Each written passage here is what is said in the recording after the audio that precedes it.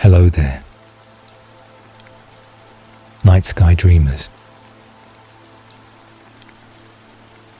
Tonight, we explore the theory that explains Edward Cullen's self-hatred, the one hidden inside the pages of Midnight Sun. His belief that he is irredeemable has always been dismissed as vampire angst, but the truth runs far deeper than that. It is the story of a mind shaped by an ability he never asked for,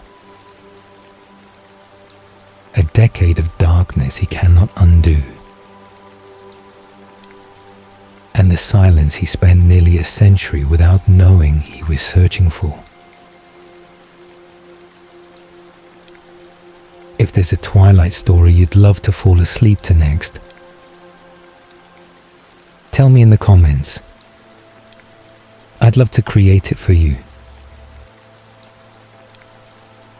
Alright, get comfortable now. Close your eyes.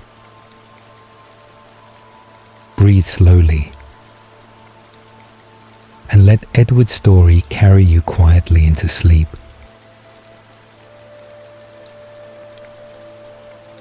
Edward Anthony Mason had never heard anyone's thoughts but his own. This is worth sitting with for a moment, because it is so ordinary a fact that it barely registers when you first consider it. Every human being who has ever lived has occupied that same condition without remarking on it. The privacy of one's own mind is so fundamental, so constant, so entirely taken for granted, that most people go their entire lives without once considering what a gift it is to think in silence. To have an interior world that belongs only to yourself. To feel something, or want something, or fear something, and know with absolute certainty that the knowing stops at the boundary of your own skull. No one can enter. No one can receive what you have not chosen to transmit. The thought arises, exists entirely within you, and passes without ever having been anyone else's property. Edward had that. For 17 years, he had exactly that, and he never once knew to be grateful for it.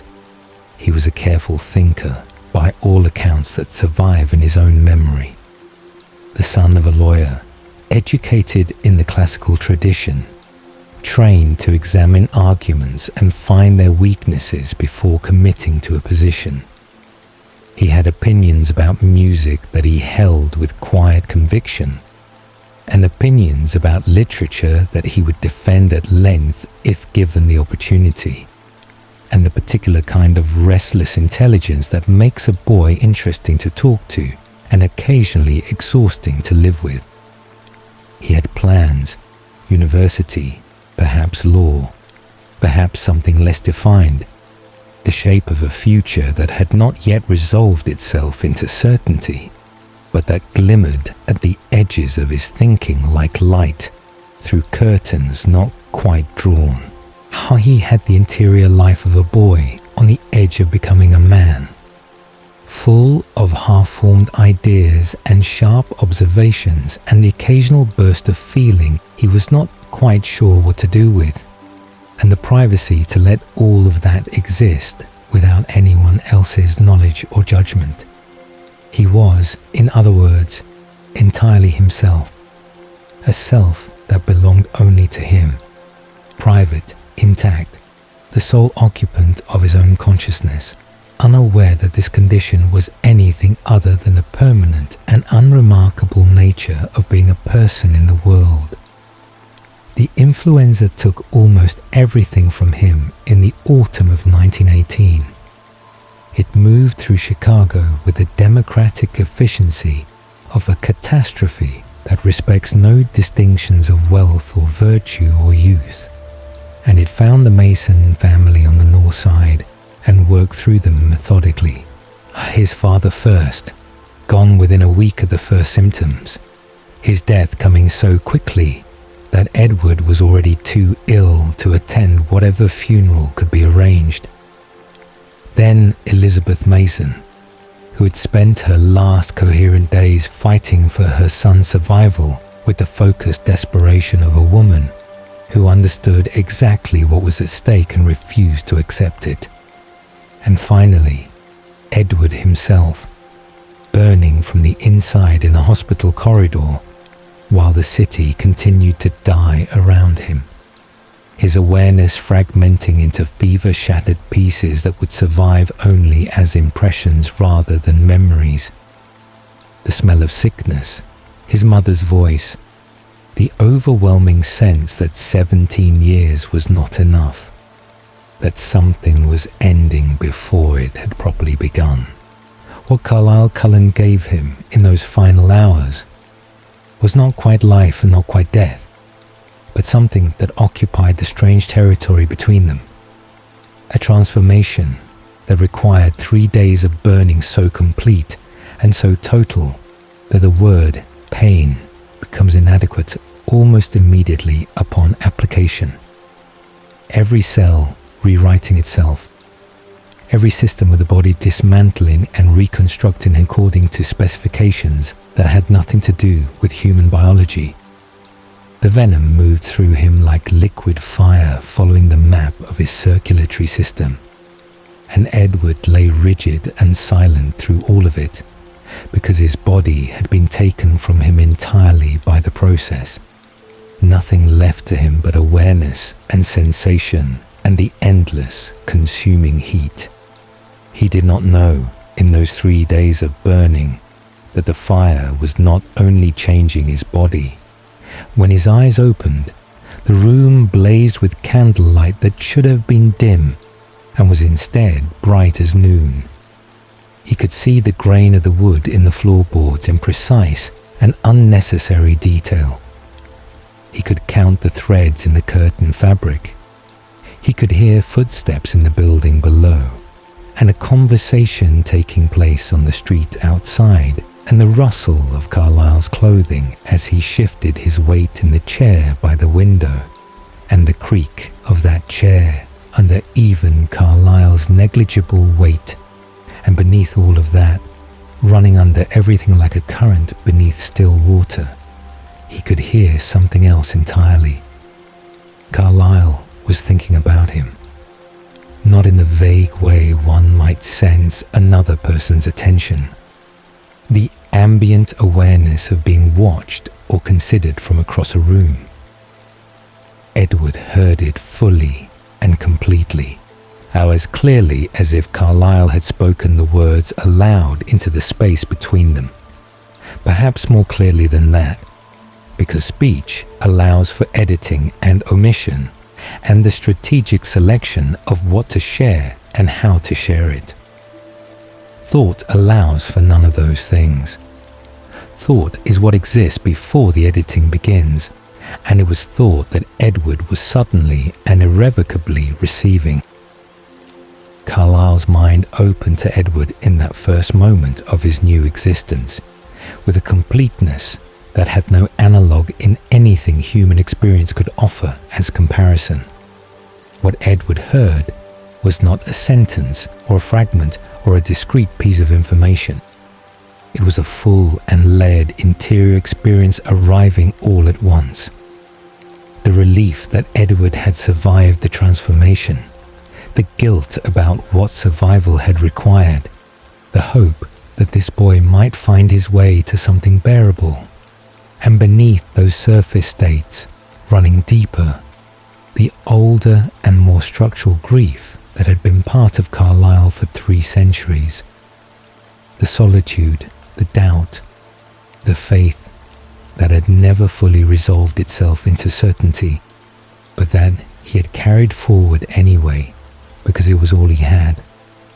Edward heard all of it in the space of a single moment, without asking for it, without being able to decline it, without any mechanism available to him for closing the channel through which it arrived. He said, "How do you feel?" He did not say, "I can hear you." He did not say, "Please stop thinking," or "Please think of something else," or "Please, if you can manage it, give me back the silence I did not know I had been living inside for 17 years. But he said none of those things because he had no framework yet for what was happening to him. No language for an experience that had no precedent in anything he had ever known or read or been told to expect. He said strange, and he said everything is so loud, and he meant both the physical sounds and the other thing. The thing that was not sound at all, but that registered with the same immediacy and force as sound, and he filed all of it away to examine later, when he had recovered enough to examine anything. He knew even then that what he was hearing was not inference, not the construction of an impression from observable evidence. He knew he was inside Carlyle's mind in some genuine and direct way that his human vocabulary had no adequate term for, but he wanted it not to be true, and in the specific and exhausted way that a person wants something not to be true when they are too overwhelmed to immediately manage the consequences of its being true. So he held the alternative explanation for as long as he could sustain it. It lasted approximately 2 days. The world outside the room where he had woken was full of people, and every person was broadcasting. That is the only word that approximates the experience with any accuracy. They were transmitting their consciousness into the surrounding air the way a fire transmits heat, omnidirectionally and without intention, and Edward received all of it simultaneously and without filter. The woman 2 floors below, worrying about her rent and whether her husband would come home in a manageable state that evening. The man on the street outside calculating whether he had enough money to eat before he returned to work, and the specific texture of that calculation, which was not abstract financial reasoning, but the stomach-level anxiety of someone who had been making that calculation for too many consecutive days. The child crying in an apartment somewhere to the east, and the mother of that child, and the quality of the mother's exhaustion, which was not simply tiredness, but the particular heaviness of months of inadequate sleep and inadequate help, and the slow erosion of a person who has been giving without being replenished. He could not turn any of it off. There was no volume control. There was no direction to look in that was away from the signal. Distance helped, and to a degree, a mind a mile away registered more faintly than a mind in the adjacent room. But Forks, and then every subsequent city Edward would ever inhabit, was never a mile from other people in any direction, which meant that quiet, in any meaningful sense, was not available to him in human spaces. What was available was something considerably less than quiet, and considerably more than the full assault of those first days, a middle state that he worked toward with the grim determination of someone building a livable structure from inadequate materials. Carlyle explained the gift with the care and precision he brought to everything. A rare ability, he said, developed in transformation rather than carried from human life, which was the case for most vampires who developed gifts at all, are potentially invaluable for navigating the world that Edward now inhabited, for sensing danger before it materialized, for understanding the intentions of those around him before those intentions became actions. Edward heard the sincere belief behind this framing. he also heard, beneath it and alongside it, and woven through it in ways Carlyle was not consciously aware of, the quieter truth that Carlyle had no real experience of what this felt like from the inside. Carlyle's gift was something different, a compassion so deeply structural that it had reshaped the way he moved through the world, and he had never stood inside another person's unguarded consciousness for an involuntary moment in his 3 centuries of existence. He could describe Edward's ability. He could not approximate it. In the early months, Edward developed the rudiments of what would eventually become a sophisticated and largely unconscious practice of selective attention. The mind, even a vampire mind, is capable of learning to treat certain categories of input as background rather than foreground. A person who lives beside a railway learns, over time, to stop consciously registering the sound of trains. A person who works in a consistently loud environment learns to hear through the ambient noise for the specific sounds that require their active attention. Edward taught himself a version of this, a triage of consciousness that allowed the most ordinary and familiar and repetitive thoughts to blur into something resembling white noise, while he reserved his genuine attention for what was strange or urgent or directly relevant to his navigation of whatever situation he was in. This helped. It was not relief. It was not silence. It was management. And management was what he had, and he was grateful for it in the specific way that a person is grateful for a smaller pain, when a larger pain has recently been their only reference point. What management could not address was the content, because the volume of the noise was only one part of the problem, and in some ways not the most significant part.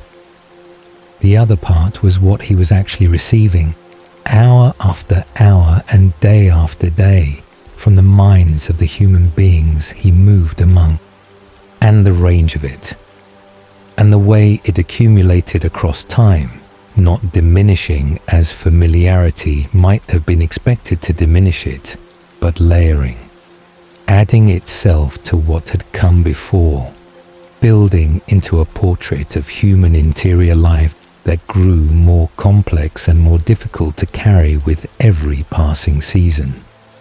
Human beings, observed from the outside, present themselves as coherent and principled.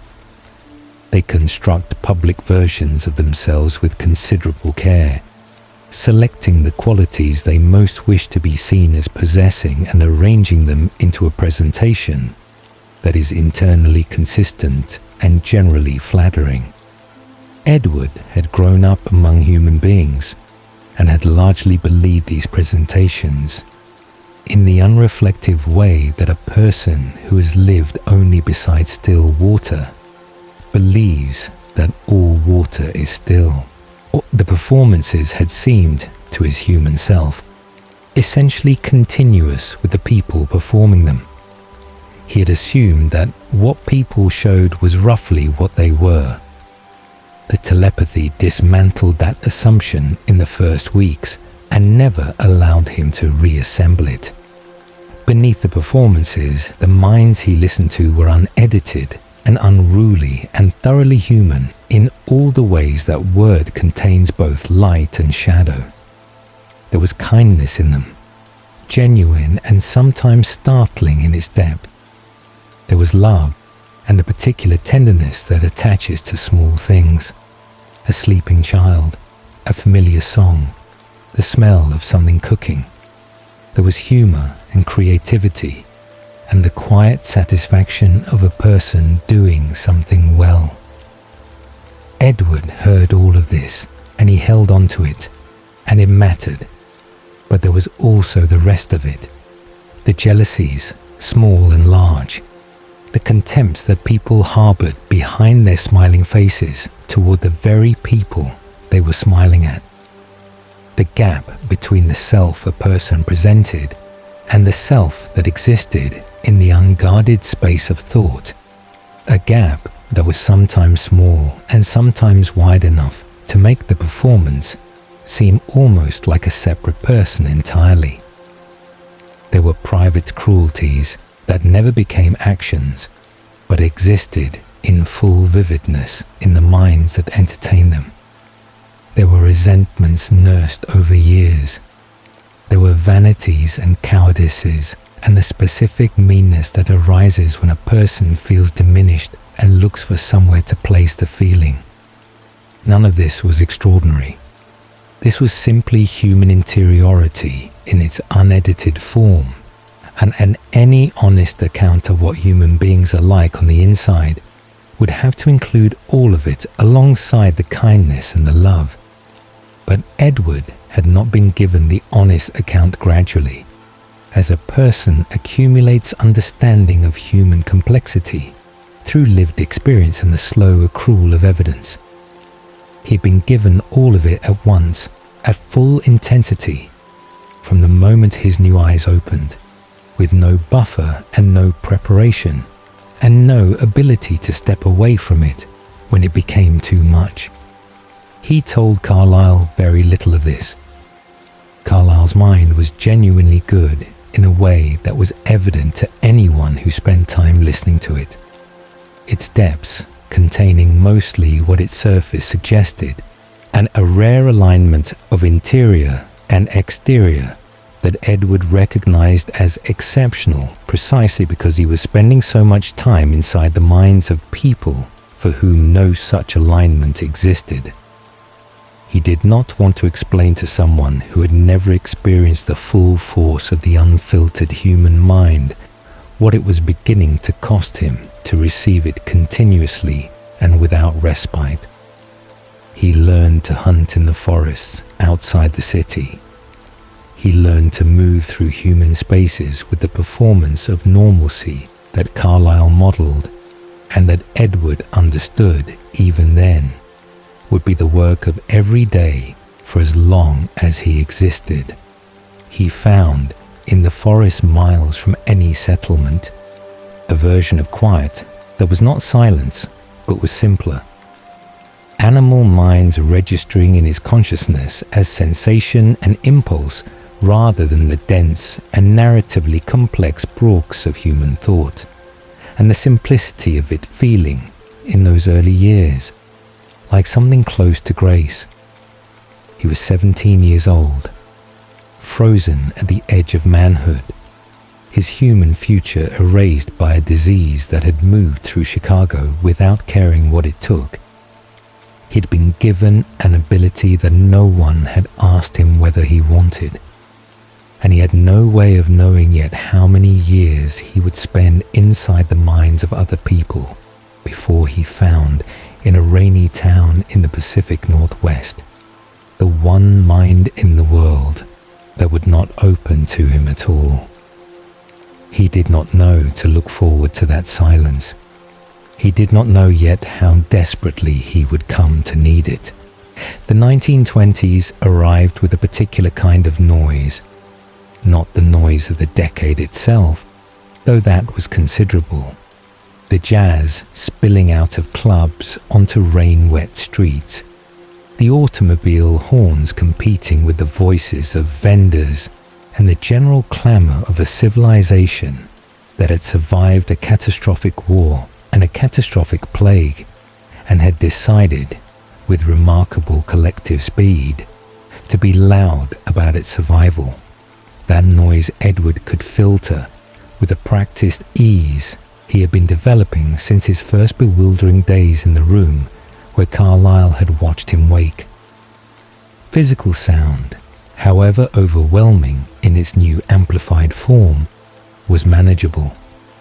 It occupied a register he could modulate, push to the periphery of his attention when it was not relevant, draw forward when it was.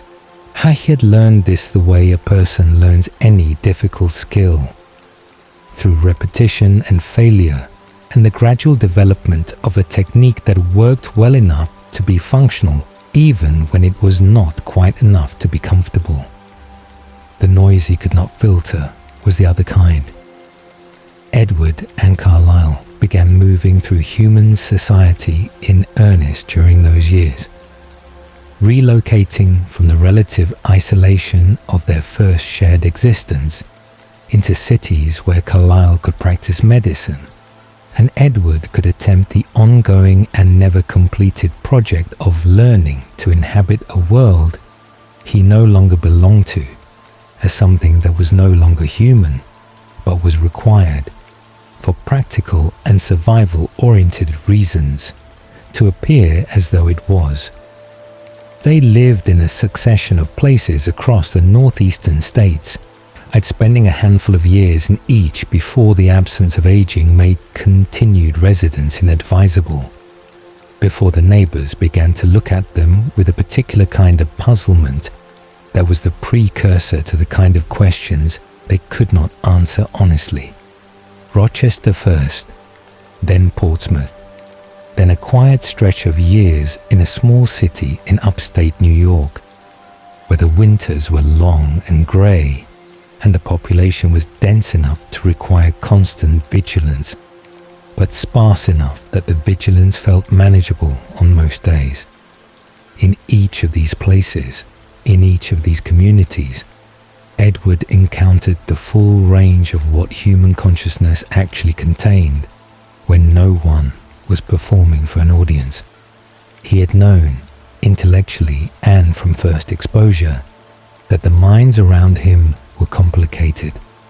He had understood, in the abstract way that a person understands something they have been told, rather than something they have lived across sufficient time to truly absorb, that people were not simply their performances, that the interior and the exterior did not reliably correspond, that the gap between what a person showed the world and what a person thought in the privacy of their own mind could be significant and sometimes surprising. He had experienced this truth firsthand in those first disorienting weeks in Chicago, when the unfiltered flood of other people's minds had dismantled the assumptions his human self had built. Across 17 years of taking people largely at face value. But there is a meaningful difference between understanding something in the acute shock of first exposure and understanding it through accumulation across years. And the first is revelation. It arrives suddenly and rewrites something in a single moment.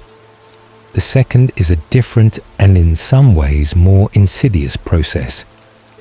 The gradual layering of evidence upon evidence, observation upon observation, pattern upon pattern, until the weight of the accumulated whole becomes something that shapes perception not just in the moments of active encounter, but continuously, as a permanent alteration in the way one sees.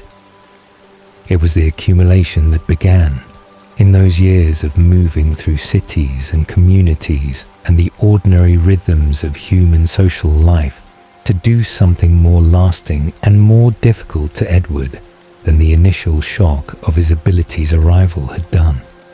He learned the patterns, and the patterns did not reassure him.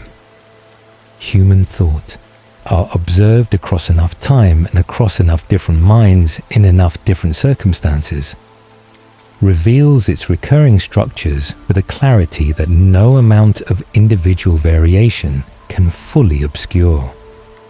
The same fears appear in different people, wearing different costumes, attached to different objects, expressed in different idioms, but recognizable beneath all the variation as the same essential fear. The same jealousies surface in different relationships arranged around different objects of desire. The same hunger for recognition wearing the specific face of whatever a particular person has been taught to value. And the same gap between public virtue and private feeling reproduced itself across so many different kinds of people, across different levels of education and social position, and moral conviction and genuine good intention, that it began to seem to Edward less like a flaw specific to certain individuals and more like a structural feature of the condition itself, something built into the architecture of being human that no amount of careful self-cultivation or sincere moral commitment could fully eliminate. He received this truth with a comprehensiveness that no human observer could have approximated. He was not reading diaries or hearing confessions or conducting interviews that allowed people to select and shape their own narratives in the direction they preferred. He was inside the unedited experience of human interiority, out receiving what people actually thought in the precise moments they thought it, before any of the filtering and framing and self-presentation that transforms raw inner experience into something communicable and socially presentable had the chance to operate. He was receiving the first draft of a person, the version that exists before revision, and first drafts are not flattering documents. They are honest ones, which is not at all the same thing. What he received was not a flattering portrait of the species he had so recently belonged to. There were the mundane cruelties first, because those were the most ubiquitous and in some ways the most instructive. The man who smiled warmly at his neighbor's face while thinking with complete clarity and no apparent guilt is that the neighbor was a fool, and that the business venture the neighbor had just described with such enthusiasm was going to fail, and that there was something quietly satisfying in knowing this in advance. The woman who expressed sympathy for a friend's difficulty with a fluency and apparent sincerity that would have convinced any observer in the room, while beneath the performance, her actual thoughts were occupied with a resentment that her friend's difficulty was receiving more attention and concern than her own equally significant struggles ever had. The employer who offered a warm and public congratulation to an employee for good work, while simultaneously and without any apparent awareness of the contradiction, calculating how to position that work as his own contribution in a meeting the following week, and none of these people were villains. This was the thing Edward returned to again and again in those early years, examining it from different angles, trying to make it resolve into something less uncomfortable than what it actually was. None of them would have endorsed, if asked directly, the gap between their performed warmth and their private contempt as a morally defensible way of moving through the world. None of them thought of themselves as cruel.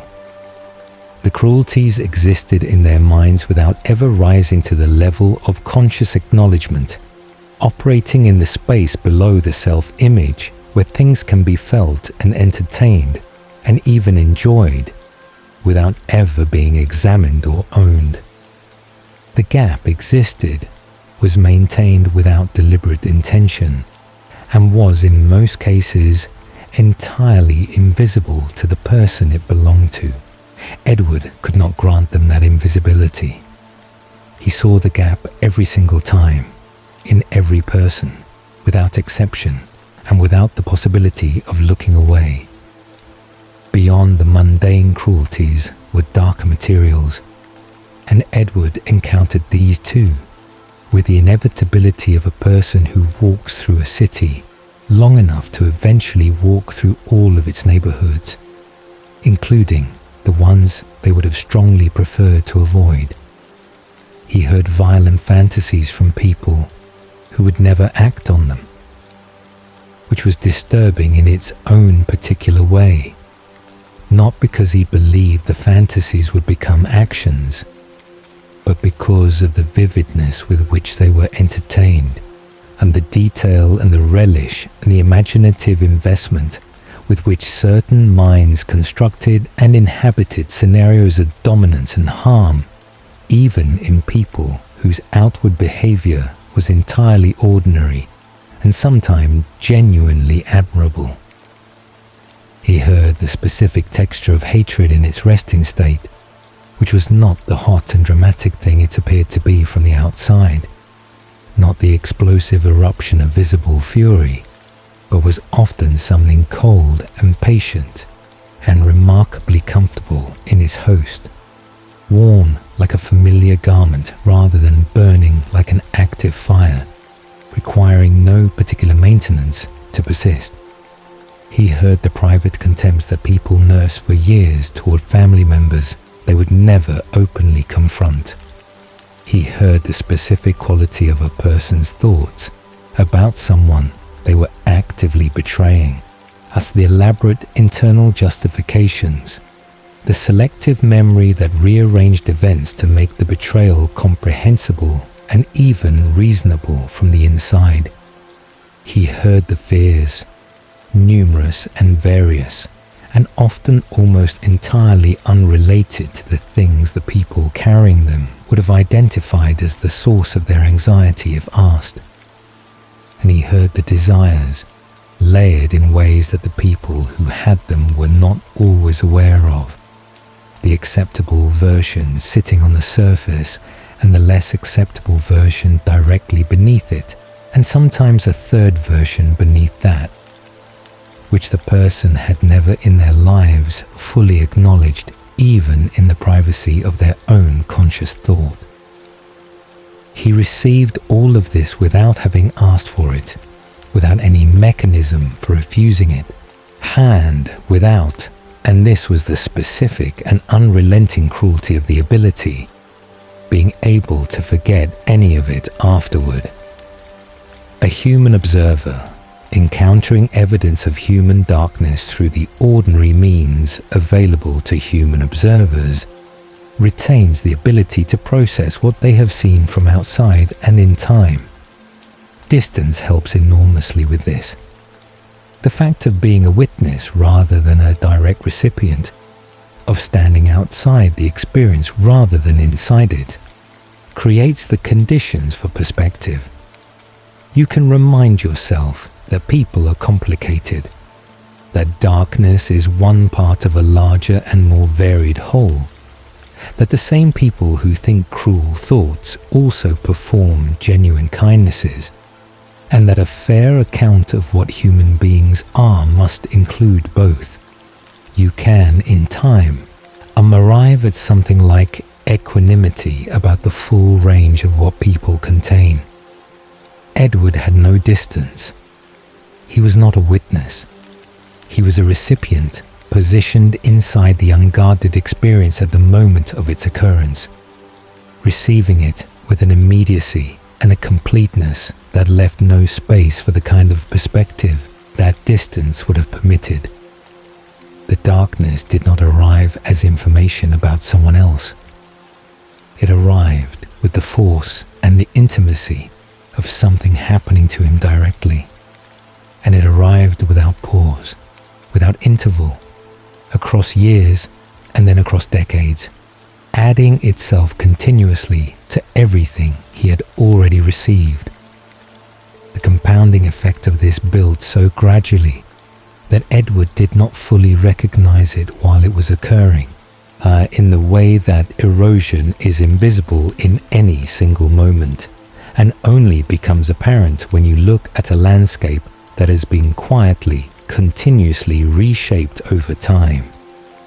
He did not notice the specific day on which the accumulated weight of what he had received began to constitute something more than an unpleasant awareness of human complexity, and became instead a distortion, a fundamental skewing of his perception of people and of humanity as a whole, that tilted heavily and persistently toward what was worst and most hidden and most carefully unacknowledged in the minds he had been forced to inhabit. He began to find it difficult in those years to encounter a person and see them as simply themselves, as an individual with a specific history and specific qualities, and the specific, irreducible particularity that each person carries, rather than as another iteration of patterns he had been cataloguing for years. The man across the street was also every man whose private contempt he had heard hiding with practiced ease behind a pleasant face. The woman at the market counter was also every woman whose quiet resentment had been running steadily beneath a performance of warmth for so many years that the performance had become indistinguishable from the person, except to Edward, who could always distinguish them. This was not fair, and Edward knew with precise clarity that it was not fair. That individuals deserved to be encountered as themselves rather than as representatives of tendencies they had not chosen and might not even be aware of. Knowing this did not repair the distortion. It only added a layer of guilt to the perception, the awareness of being unjust, sitting alongside the injustice without resolving it. It was also during this period that the family began to grow, and with it, the specific emotional weight that Edward carried on behalf of people he genuinely loved.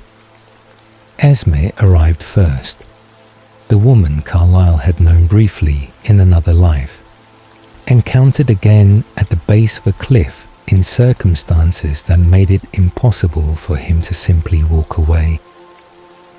Carlyle brought her through the transformation with the same anguished and meticulous care he had brought to Edward's, and when Edward received all of it, Esme's confusion in those early hours of her new existence, her grief arriving in her consciousness ahead of her understanding of what she now was or what had been done to her, the particular quality of a sorrow so total and so long sustained that it had survived the transformation intact and was present in her new mind like a room that had been sealed and preserved exactly as it appeared on a specific and terrible day. He heard her begin to heal, slowly and incompletely, the grief becoming something she carried in a different way, rather than something she was able to set down entirely, but moving nonetheless in the direction of bearable. He heard her love for Carlyle deepen over years into something structural and permanent, and he heard the maternal warmth that extended itself and led gradually and then entirely naturally to include Edward himself. He was grateful for this in ways he found difficult to articulate even internally. He also heard, in the same moments in which he recognized the warmth she felt for him, the specific texture of his own response to being genuinely loved, which contained gratitude and also, running beneath it like a low and persistent current, the sense that the love was extended toward a version of him that did not have full access to what he knew about himself, that she loved what she could see, and what she could see was not everything. He did not tell her this. It did not seem like something she had asked to know. Rosalie's arrival brought a different and sharper quality of pain into the house, less worn by time, its edges still acute. Her transformation had not been a mercy offered at the end of a natural dying, but a violation compounded upon the violation that had already destroyed her human life. And she knew this with a clarity and a fury that arrived in Edward's consciousness in full every time they occupied the same space. He heard the grief for the human future that had been taken from her, the children she would not have, the ordinary arc of a life moving from youth through middle age to something quieter and more resolved, all of it foreclosed without her consent by a man who had believed he had the right to make that choice for her.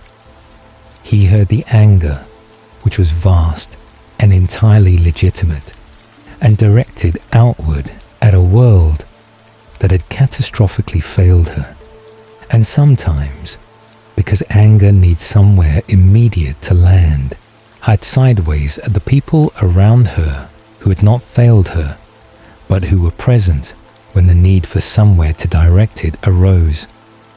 He carried all of this without her knowledge. She had not shared it with him. She did not know he had received it. To acknowledge it would have been an intrusion into a grief she had not invited him to witness. And Rosalie's dignity was something Edward understood from the inside to be one of the few things she had retained from the life that had been taken from her. He would not touch it uninvited, but he carried it.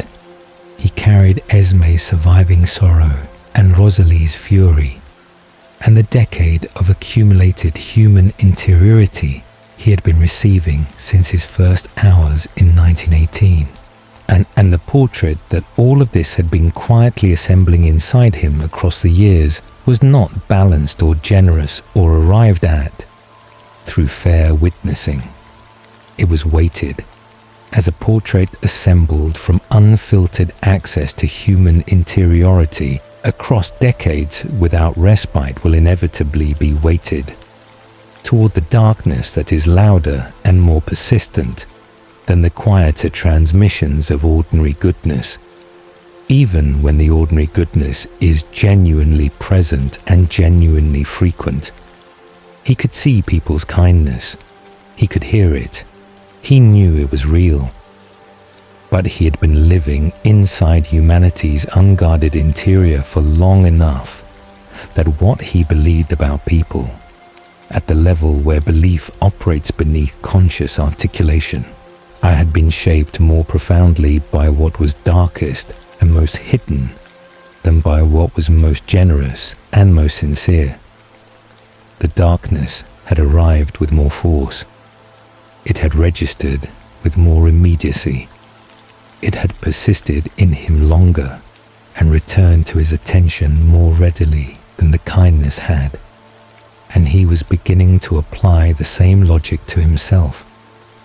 If this was what humanity looked like from the inside, if the gap between the performed self and the actual self was this consistent and this wide across this many different people, then what did it mean that he could feel the darkness in himself with such clarity? What did it mean that he recognized the predatory patience, the hunger, the capacity for violence, and could not say with certainty where the recognition ended and the identity began? He did not have answers to these questions yet. He only had the questions themselves, accumulating alongside everything else, adding their weight to a burden that was already considerable and was not finished growing. The decade was not over. The worst of what the years would ask him to carry had not yet arrived. Edward left Carlisle in 1927. The decision did not arrive suddenly, the way decisions appear to arrive suddenly when observed from outside. From outside there is a departure, a door closing, a person who is present and then is not. From inside there is the long and patient accumulation of a conclusion that has been forming across months or years, assembling itself from available materials, waiting until it has enough structural integrity to bear the weight of action. And Edward's departure had been building since at least 1924, perhaps longer, constructed from the accumulated pressure of everything he had been receiving since his transformation, and from a specific frustration that had been growing beneath his surface composure with the quiet persistence of something that has nowhere to go and so simply continues to build. He had spent nearly a decade living by Carlyle's philosophy in good faith. He had hunted animals through the forests of whatever region they currently occupied, had drunk blood that satisfied the biological requirement without satisfying anything deeper, had maintained the careful and exhausting performance of near humanity that their existence demanded of them, in every human space they entered. And he had done all of this genuinely and without dishonesty about his commitment to the principle behind it. Carlyle's way was the right way. He believed this, and his belief was sincere. But the voices had not stopped. They had never stopped, and what they contained had never improved. And Edward had spent nearly a decade inside the unfiltered interior of human beings who moved through their lives doing harm in ways large and small and continuous. And the question that had been forming across all of that accumulated time had finally arrived at a point where it required an answer rather than continued patient deferral. If he had to exist in this way, if the thirst was permanent and the hunt was necessary, and the consumption of blood was simply part of the nature he had been given, without his knowledge or consent, then why did the calculus have to be so straightforwardly terrible? Why did his survival have to come at the direct expense of someone who had done nothing to warrant that cost? He could hear the murderers. He could hear them with the same involuntary completeness with which he heard everyone else, their intentions and their memories, and the comfortable confidence of people who had never been meaningfully stopped arriving in his consciousness, whether he wanted them there or not. He could hear the men who planned violence against the vulnerable, who had already committed it and fully intended to commit it again, and who occupied the world as though it existed for their convenience and the people in it existed for their use. He could hear them. He could also find them. The moral framework he constructed around this reasoning was not dishonest. And this is perhaps the most essential thing to understand about what Edward did in the years that followed. He was not lying to himself in the conscious and deliberate way that a person lies to themselves when they want permission for something and are searching for a justification that will hold together long enough to grant it. He genuinely believed when he left Carlisle and began moving through the cities of the American Midwest and then the eastern seaboard and eventually further still, that what he was doing represented a legitimate application of his specific abilities to a genuine moral problem, and that the combination of his telepathy and his nature created not just the opportunity, but something approaching an obligation to remove from the world people who were going to continue causing catastrophic harm to innocent people who had no one else positioned to intervene on their behalf. He believed this completely, and belief, however sincerely held, does not insulate a person from what the thing they believe requires them to actually do and to become in the doing of it. The process he developed was methodical and, in its own terms, careful. He would not act on suspicion alone, or on the surface impression of a mind briefly and involuntarily encountered in passing. The thirst was always present, a constant burn in his throat that made proximity to any human being a continuous exercise in controlled restraint, and he was acutely aware that the thirst created a motivation entirely independent of justice that he could not afford to allow to influence his selections. So he required certainty before he acted. He required not just the surface thought, but the full interior record, the established pattern of intention and memory and demonstrated behavior that distinguished genuine guilt from the violent fantasies that existed in ordinary minds without ever becoming actions. This meant entering his target's minds fully and remaining there. Not the brief and involuntary reception of surface thoughts that characterized his ordinary experience of other people's consciousness. That was simply the ambient condition of his existence, the background noise he had been learning to manage since 1918. What the confirmation process required was something different and more deliberate. Sustained immersion.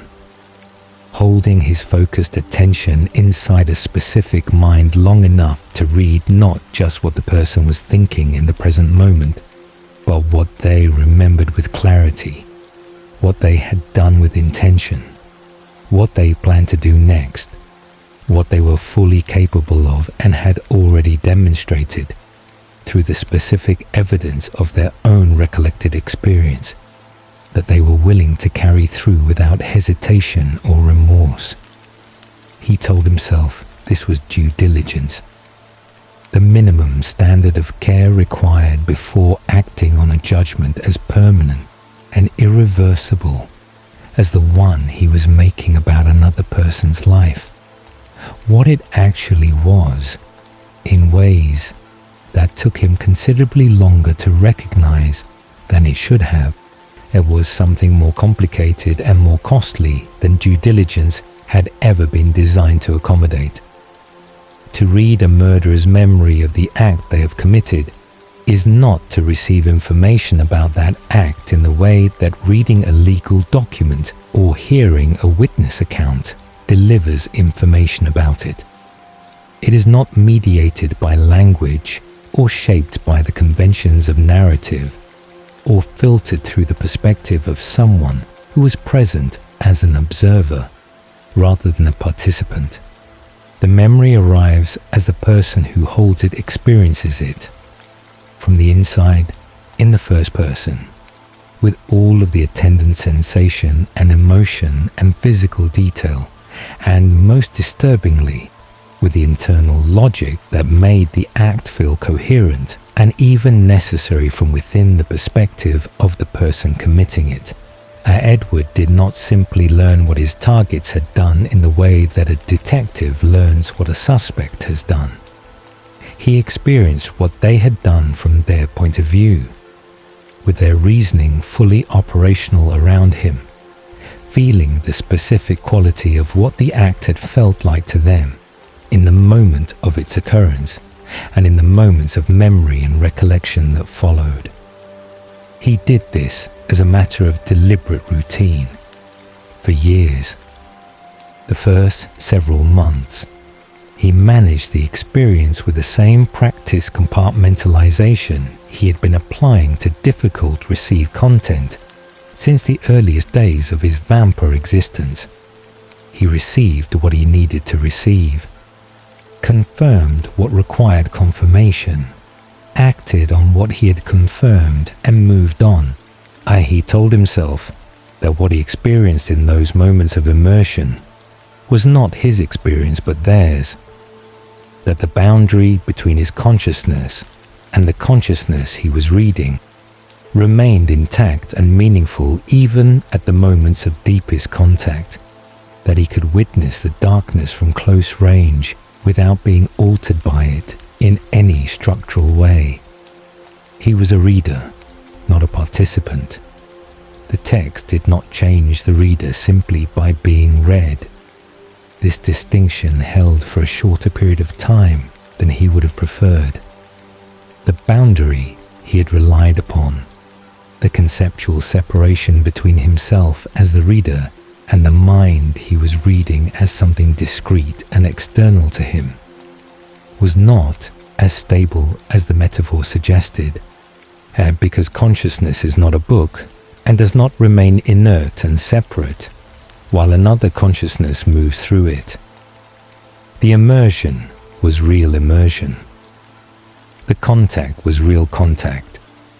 And Edward was not encountering this material briefly and then withdrawing to a clean and separate internal space where he could process what he had received from a position of safety and distance. He was returning to the same category of material again and again across months and then years, spending the majority of his most sustained and most intimate engagements with human interiority, not in the minds of ordinary people living ordinary lives, but in the minds of people whose entire interior organization was structured around their capacity for harm and their practiced willingness to exercise it without accountability.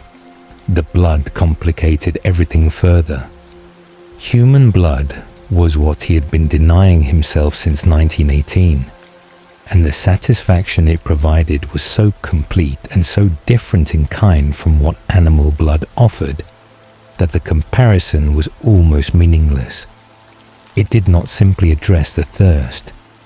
It addressed something deeper and more structural, filling him with a warmth and a sense of completion and a quality of presence in his own existence that he had not known was missing until he felt it and then could not unfeel it.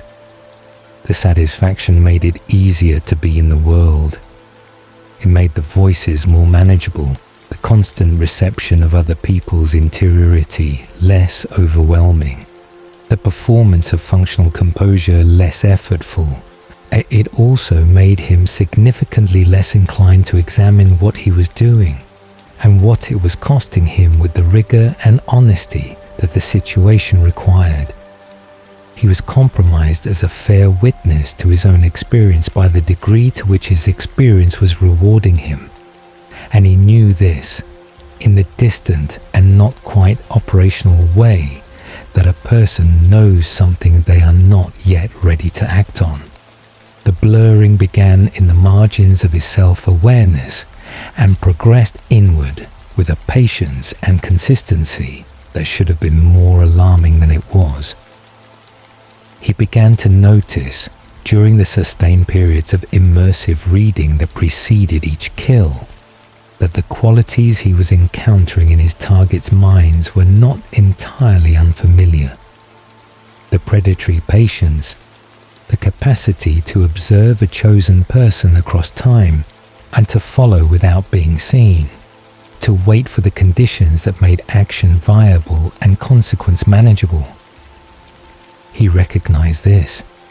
He recognized it not as something he was observing in another person from a position of clear external distance, but as something he himself possessed and had been exercising with increasing sophistication for months. The recognition was not abstract. It was specific and immediate, and carried with it a quality of discomfort that he noted and then set aside because he was not ready to follow it to its conclusion. The calculation that preceded violence, the assessment of risk and available opportunity, the selection of context and timing, the management of the situation to maximize the probability of success while minimizing the possibility of unwanted witness or consequence. He recognized this structure too, armed with the same uncomfortable specificity. He was doing it. He had been doing it, becoming steadily more accomplished at it, for long enough that the accomplishment had ceased to feel notable and had become simply the competence of someone practiced in a particular skill. The fact that his targets were guilty and their targets had been innocent did not alter the architecture of what he was doing.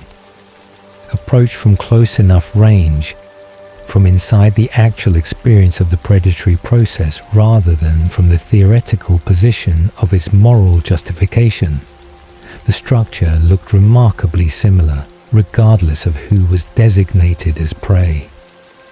And Edward was close enough range now, had been for long enough, that the theoretical position was becoming increasingly difficult to maintain as the primary frame, and he began to find it genuinely difficult to locate.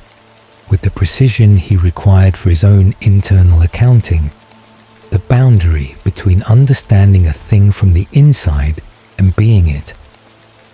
There was one moment that survived in his memory with a clarity and a specificity that most moments from those years did not. He was inside the mind of a man he had been following and studying for 3 weeks, reading through the memory of a particular act of violence this man had committed against someone who had extended trust to him, And somewhere in the middle of the immersion, Edward became aware that the rage moving through him had lost its attribution. He could not determine, with the certainty he needed, whether what he was feeling was the target's rage recalled from the original act and arriving in his consciousness as part of the immersive reading process, or his own rage arising in response to what he was witnessing. The two had become, in that specific and terrible moment, indistinguishable from each other. He withdrew from the mind immediately and stood alone in an alley in a city he did not want to name even in memory, and he understood with the awful clarity of a person who has been carefully not looking at something and has finally looked, that something in him had been shifting for a long time without his full acknowledgement, that the shift had been gradual enough to escape his notice at any specific point, and had therefore escaped it at every point, and that he did not know how long it had been occurring, or how far it had already progressed. He killed the man anyway. He was not yet strong enough or honest enough with himself to stop. What followed that moment were 5 years of continuing to do the thing he now knew with increasing certainty had become something other than what he had started doing. He continued to select targets by the same criteria. He continued to confirm guilt by the same process of immersive reading. He continued to tell himself that the justification would remain valid, even as he became progressively more aware that the justification was doing less of the work than it once had, that other motivations had grown up alongside it and were now load-bearing in ways he had not authorized and could not entirely account for. The blood, the agency, the specific relief of being the one who acted upon the world rather than the one who simply received it. These were not justice. They were not the reasons he had given himself when he began. And they were present, undeniably and increasingly present, in the full accounting of why he was still doing what he was doing 5 years after the moment in the alley, when he had understood that something had gone wrong. In 1932, Edward returned to Carlisle. He had been moving toward the decision for months, circling it the way a person circles an admission they know is necessary, and have been postponing, because postponement is still available to them, and the admission is going to cost something significant. When he finally stopped circling and drove north toward Wisconsin, where Carlisle was then living, it was not because he had found new courage or resolved his ambivalence, and it was because he had exhausted every remaining avenue of self-deception and had nothing left to put between himself and what he knew. Carlisle opened the door, and Edward heard in his mind the immediate and complete recognition that something had happened across the years of Edward's absence. Not the specific facts, which Edward had not yet spoken, but the shape and weight of it, readable in Edward's face and posture, and the specific quality of his eyes with the diagnostic accuracy of someone who had spent 3 centuries paying close and compassionate attention to what suffering looked like in the people he encountered. Carlisle said nothing and stepped back from the door. Edward sat in Carlisle's living room and gave a full account. Every city, every target selected, and the reasoning applied to the selection. Every act described with the precision that perfect memory makes unavoidable, and that Edward had decided in the car driving north. Honesty required him not to soften or contextualize in directions that would make the account easier to deliver or easier to receive. the justifications as they had operated at the time, and the places where they had begun to lose their structural integrity. The blurring of the boundary between himself and the minds he had been immersed in across years. The moment in the alley and the specific nature of what he had understood in that moment. The 5 years of continuing after the moment in the alley, which were in certain respects the most morally significant part of the account. Not the beginning, when he had believed sincerely in what he was doing, but the continuation, when he had known and had continued anyway. Carlyle listened without interrupting. Edward heard his thoughts throughout the account, and could not have stopped hearing them if he had tried, and what he heard was not the judgment he had expected, and had in some part of himself hoped for, because judgment would have been proportionate and comprehensible, and would have confirmed the assessment of himself he had arrived at through the preceding years, and the preceding hours of driving north through a country that looked the same as it always had and felt completely different.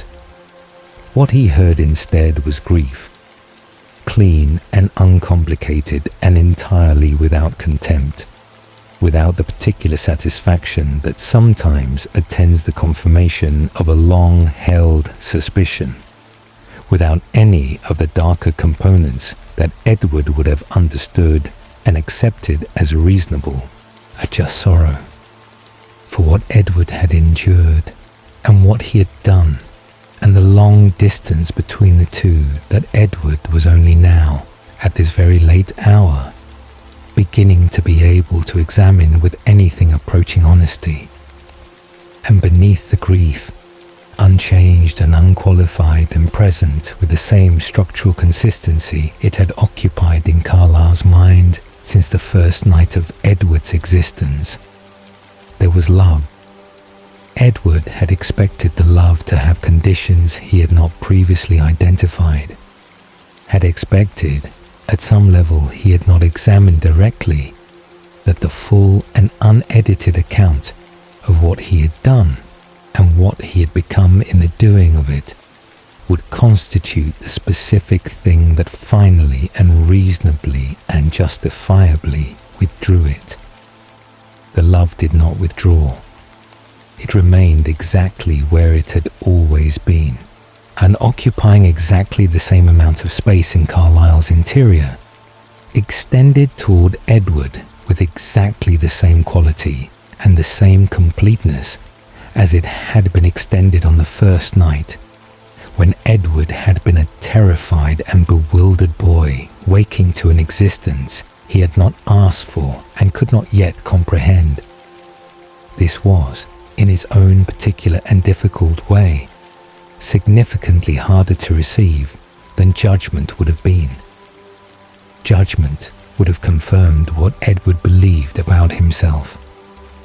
The love required him to hold two things simultaneously: what he had done, which was real, and the possibility that what he had done was not the complete and final account of what he was, which felt, in that moment, almost impossible to believe, and yet was being offered to him by the one person whose judgment he trusted most, and whose mind he could hear with enough clarity to know that the offer was entirely sincere. He did not know, sitting in Carlyle's living room in 1932, how to accept it. He was not certain, for a very long time afterward, that he deserved to try. Edward returned to Carlyle's philosophy in 1932 and did not leave it again. This is not a small thing, and it should not be passed over quickly on the way to what comes next. The commitment he made in Carlyle's living room in Wisconsin, sitting with the full and unedited weight of what he had just confessed and what he had just heard in response to the confession, was genuine and complete, and held across the decades that followed without significant deviation. He hunted animals through whatever wilderness was available to him in whatever region the family currently occupied. He abstained from human blood with a determined and continuous effort that abstention required of someone who had spent 5 years not abstaining, which was considerably more effort than it had required before those 5 years, because he now knew with a specificity and a physical certainty what he was abstaining from. The thirst did not diminish simply because he had recommitted to resisting it. It remained exactly what it had always been, a constant presence in his throat, a persistent and patient pull towards the thing he had decided not to do. And he managed it the way he managed everything difficult in his existence, through the daily and hourly and sometimes moment-by-moment application of a will that had been tested thoroughly enough that he knew both its genuine strength and its precise and non-negotiable limits. He managed it. He did not recover from what had produced the need for such rigorous management in the first place. This distinction is the one that matters most in understanding what Edward became across the decades between his return to Carlisle and the January morning in 2005, when he walked into a high school biology classroom in Forks, Washington, and encountered, for the first and only time in his existence, a mind he could not read. The decades were not empty, and they were not without genuine feeling or genuine connection, or the real and substantial love he held for the family that assembled itself around him across those years. He was present in his life in the ways that were available to him. He was not simply enduring, but he was moving through those decades in a specific way that a person moves through something when correct behavior and internal peace have become entirely separate from each other. When doing the right thing produces no particular relief, because the source of the difficulty is not the behavior itself, but something deeper and more structural that the behavior, however correct and however consistently maintained, does not reach. He knew what he was capable of. He had demonstrated it comprehensively and at length during the 5 years he preferred not to examine directly, and the knowledge did not leave simply because the behavior had changed. This is the particular and unrelenting cruelty of certain kinds of self-knowledge. It cannot be unknowed.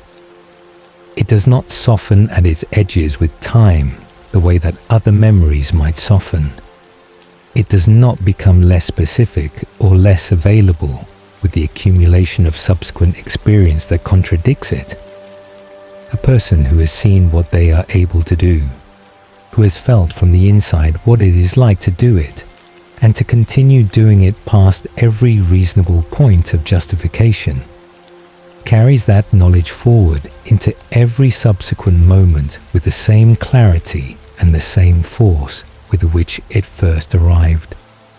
It sits in the record permanently, a piece of evidence about the self that is consulted, consciously or not, whenever the question of what one is fundamentally capable of becomes relevant.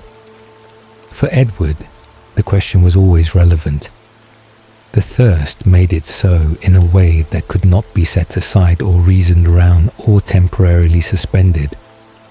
Every day in which he resisted was also a day in which he was aware, with the specific awareness of someone who has first-hand knowledge rather than theoretical understanding, that he had not always resisted, that the architecture of the failure, the reasoning, the moral framework constructed to make the behavior comprehensible and even admirable, the gradual accommodation of the monster's requirements inside a structure designed to disguise them as something more acceptable, was still available to him as a template.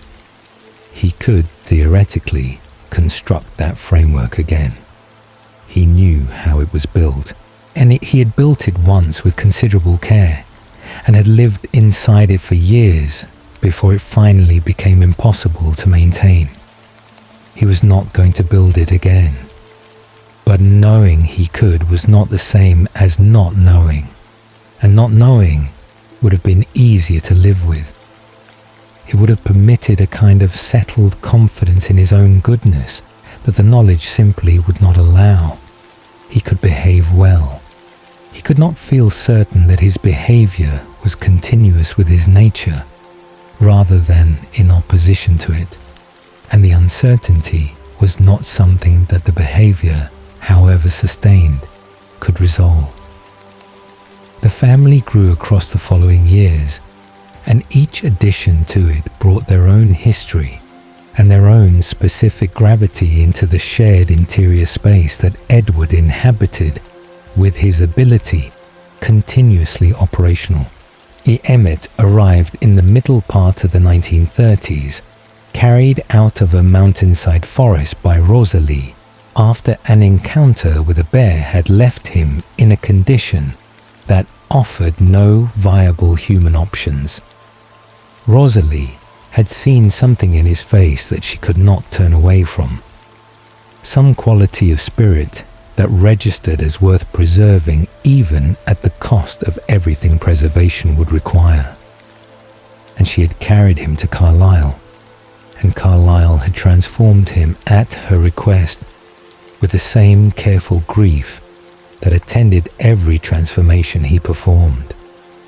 Edward heard Emmett's mind in those first bewildering days of his new existence, and found there something he had not encountered with any frequency in his years of involuntary reception.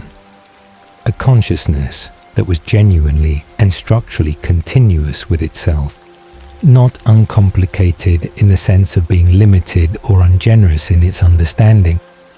Emmett was neither of those things, but uncomplicated in the specific sense that the interior and the exterior corresponded with a naturalness and an ease that Edward had learned across decades of evidence to recognize as genuinely rare. What you heard in Emmett's mind was largely and reliably what you saw in his behavior. The gap that Edward had become accustomed to finding in almost every mind he had ever inhabited involuntarily between the performed self and the interior self was present in Emmett only in the minimal degree that it is present in anyone who has learned any social behavior at all. And Emmett's mind was loud and competitive and physically oriented and full of a warmth toward the people he cared about that was entirely unironic and entirely sincere. And these qualities were on the surface because they were what was actually there, not a selection from a more complicated interior that had been curated for presentation. Edward felt something in proximity to Emmett that he recognized, after some reflection, as a version of ease he had not known he was missing. Not peace exactly, but the specific relief of not having to hold the awareness of a significant gap while conducting an ordinary interaction with someone he genuinely liked. He valued Emmett more than Emmett probably knew, and for reasons that had nothing to do with Emmett's considerable other qualities. Alice and Jasper arrived together in the early part of the 1950s, their arrival anticipated by Alice herself across whatever period of time her visions had been showing her the family she was moving toward. Alice's mind was unlike any other Edward had encountered in his decades of involuntary reception, organized less around memory and present experience in the way that most minds were organized, and more around the continuous and overlapping processing of possible futures.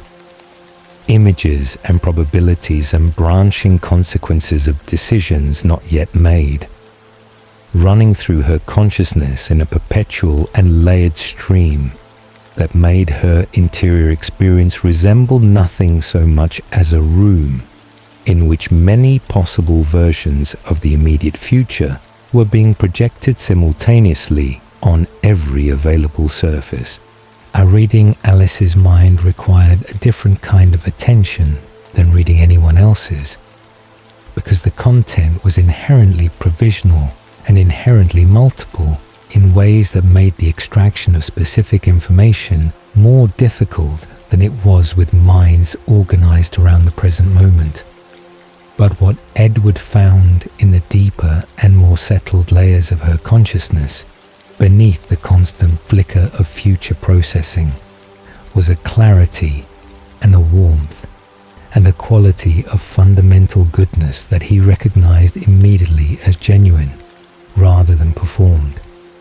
Alice was kind in the structural way, the way that kindness is when it has become part of the architecture of a person, rather than a choice they make each time it is required of them.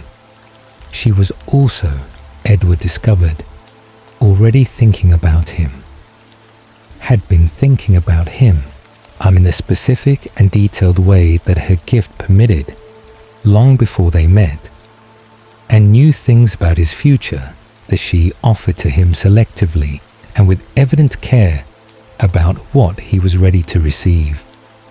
She withheld information about him deliberately and kindly, sharing only what she judged useful and keeping the rest in the particular silence of someone who has decided that another person's future is not entirely their information to distribute.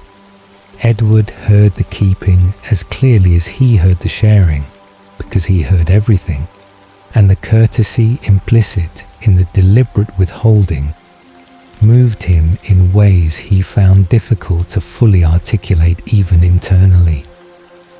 It was the closest approximation to genuine privacy that his ability had permitted him since his transformation, and extended to him not by the absence of accessible content, but by the conscious and considerate decision of someone who had the content and chose not to use it.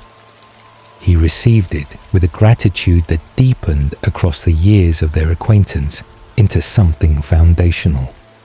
Jasper's history arrived in Edward's awareness with the specific weight of something that had been carried a long distance and had not been fully set down, and would perhaps never be fully set down, because some weights alter the person carrying them permanently, regardless of whether the carrying eventually stops. He had been transformed in the 1860s under circumstances that bore no resemblance to Carlyle's careful and anguished mercy, had entered the vampire world immediately and without orientation into its most violent and hierarchical expression, and had spent decades in that world before Alice found him and redirected the trajectory of his existence towards something it had not previously resembled. He carried everything the earlier decades had required of him forward into the new life because there was no mechanism by which it could be left behind, and the carrying was visible to Edward in the specific quality of the deeper layers of Jasper's consciousness, present beneath the careful military composure that Jasper maintained as a matter of both training and ongoing necessity. Jasper's gift was empathy of a demanding and involuntary kind.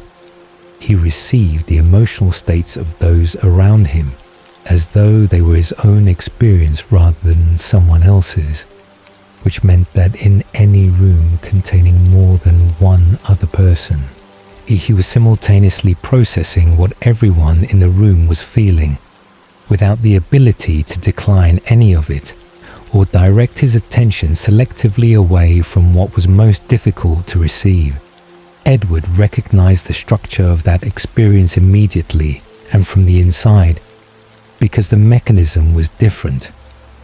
Jasper received emotional states where Edward received thoughts, and the two were related but meaningfully distinct. But the fundamental condition of involuntary and continuous reception of other people's interior experience without the possibility of refusal or selective attention was something Edward understood with a completeness that none of the others could approximate from their own experience. He felt a kinship with Jasper that he did not speak about directly and did not need to, because Jasper's gift made the kinship apparent to Jasper, whether Edward acknowledged it aloud or not.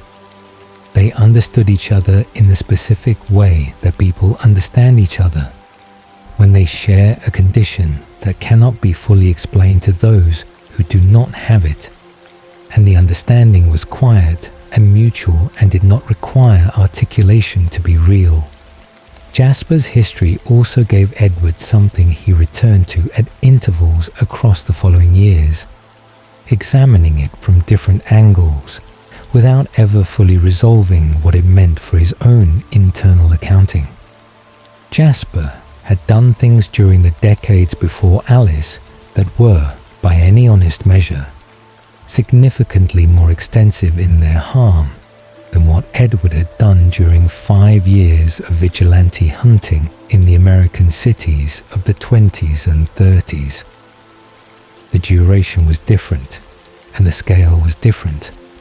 The degree of individual choice involved was genuinely complicated by the circumstances of Jasper's transformation and the world he had been placed in immediately afterward, with no Carlyle to offer an alternative framework, no model of a different way of existing to set against what he had been given. All of these distinctions were real and they mattered, and yet Carlyle received him without reservation. Esme extended to him the same warmth she extended to everyone, without qualification or remainder. Alice loved him with a completeness that the full knowledge of his history did not diminish by any observable degree. The family held him as family, the past included in the accounting and then set to one side, not ignored but not treated as the final and definitive statement of what he was, and Edward watched all of this with attention, and with something that was not quite envy and not quite hope, but occupied the territory between them. He could see the logic clearly when it was applied to Jasper. The logic was sound. A person's history is real and consequential and does not disappear, but it is not the complete and exhaustive definition of what that person is or what they are capable of becoming. Carlyle believed this, demonstrated it consistently and without exception in the way he received every member of the family. The evidence for it was available and clear. Edward could not make the logic work in the direction of himself, could not take the same argument that was obviously and correctly applicable to Jasper and turn it inward with any of the same confidence or the same sense of its validity. He knew his own interior in a way that made him a uniquely unreliable judge of his own case. He knew the places where the self-assessment was driven by genuine evidence and the places where it might be driven by something else, some deeper conviction about his own nature that preceded the evidence, and selected from it accordingly. But knowing this did not grant him the ability to correct for it. The self-hatred had been in place long enough, and had been reinforced by enough genuine material that it had become something he could see around in every direction, except the one where it lived. The high school years accumulated across the decades with a relentlessness that was not dramatic in any single instance and was comprehensively wearing across their sum.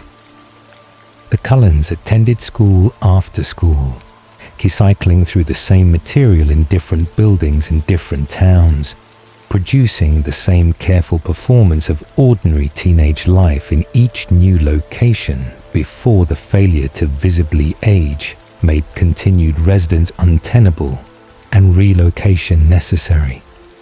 Edward understood the necessity. He did not resent it exactly, not in the way that resentment is usually understood, because resentment requires believing that something could be otherwise, and he had stopped believing that particular thing long since. This was simply what his existence required, and he met the requirement. But adolescent consciousness, received involuntarily and continuously across years at a time, was a specific and non-trivial difficulty that bore examining honestly. In the minds of teenagers were less filtered than adult minds in ways that produced a particular quality of interior experience. The concerns were more immediate and more urgent, the emotional states more volatile and less managed, the social dynamics more explicitly organized around the mechanisms of belonging and exclusion, in ways that generated a constant low-grade friction in the consciousness of everyone participating in them. Desire was raw. Cruelty was less concealed, not because young people were inherently more cruel, but because the sophisticated mechanisms of adult self-presentation were still under development. The gap between the performed self and the interior self was wide and poorly disguised, and Edward received it all with the same involuntary completeness he brought to every other environment, and without the capacity to direct his attention away from what was most difficult to receive. He managed it. He sat through the classes, maintained the performance, ate the lunch he didn't need in the cafeteria at the table his family occupied, listened to the thoughts that surrounded him from all directions, and managed them with the practiced triage he had been developing since 1918. He was competent. He was consistent. He produced no evidence, across decades of this particular challenge, that the management was anything other than entirely under control. Outside the family, he attempted nothing in the way of genuine connection, because the conditions for genuine connection, the space of not yet knowing, the gradual revealing of a person across time, the possibility of being surprised, were not available to him, and he knew too much about everyone within range of his ability, and he knew it from the moment of first proximity, before any natural process of discovery could establish itself. What he knew was always more complicated and more compromised than the person would have chosen to present, and the fullness of the knowing sat between him and everyone he encountered, like something that prevented the closing of a distance he could measure but could not cross.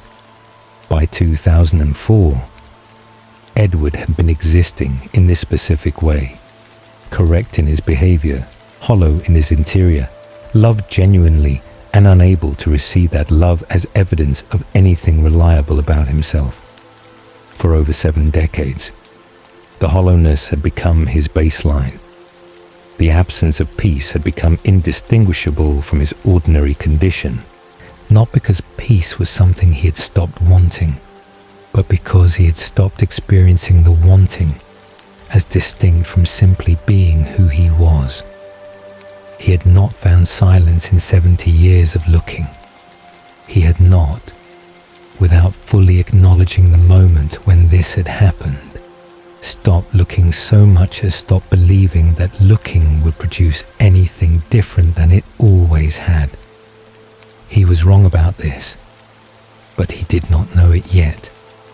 He would not know it until a Monday morning in January, in a small rain-soaked town at the edge of the Olympic Peninsula, when a girl he had never seen before walked through a door and into the only empty seat in the room, and the noise, for the first time in his existence, did something it had never done before. It did not stop, but where she was, it quieted and quiet. After 87 years of unrelenting noise, felt like something very close to grace. The morning of Monday, January 17th, 2005 began the way every morning in Forks began, which is to say, it began grey and wet and indistinguishable at first glance from the morning before it and the morning before that, the town existing in its perpetual condition of low cloud and steady rain, with the settled patience of a place that has made its peace with never seeing the sun for months at a time. Edward drove to school that morning with his siblings arranged around him in the Volvo in their familiar configurations. Alice in the front and the others distributed across the back. And Annie listened to their thoughts with the partial attention he brought to everything that had become sufficiently familiar to occupy the background, rather than the foreground of his awareness. Alice was processing fragments of the day ahead in the particular way her gift operated. Images and probabilities running through her consciousness in their usual overlapping stream. Most of it mundane, and none of it alarming. Jasper was doing what Jasper always did on school mornings, which was preparing himself methodically and without drama for another day of sustained proximity to human beings whose blood he would spend every hour of that day choosing not to drink. The preparation having a quality of military ritual about it that Edward recognized and respected without comment. Rosalie was thinking about something mechanical, and her attention on an engineering problem she had been working through for several days. Her mind occupied and therefore quieter than usual in its ambient emotional register. Emmett was thinking about the weekend and what it might contain in the way of hunting opportunities in the mountains to the east. It was an ordinary morning. It was the kind of morning that Edward had accumulated into years and then decades, each one largely interchangeable with the one surrounding it, the specific content varying while the fundamental texture remained constant. He was managing. He was present. He was doing everything his existence required of him and feeling nothing in particular about any of it, which had become so normal a condition that he had largely stopped noticing it as a condition rather than simply as the nature of things. Then Alice went still in the seat beside him.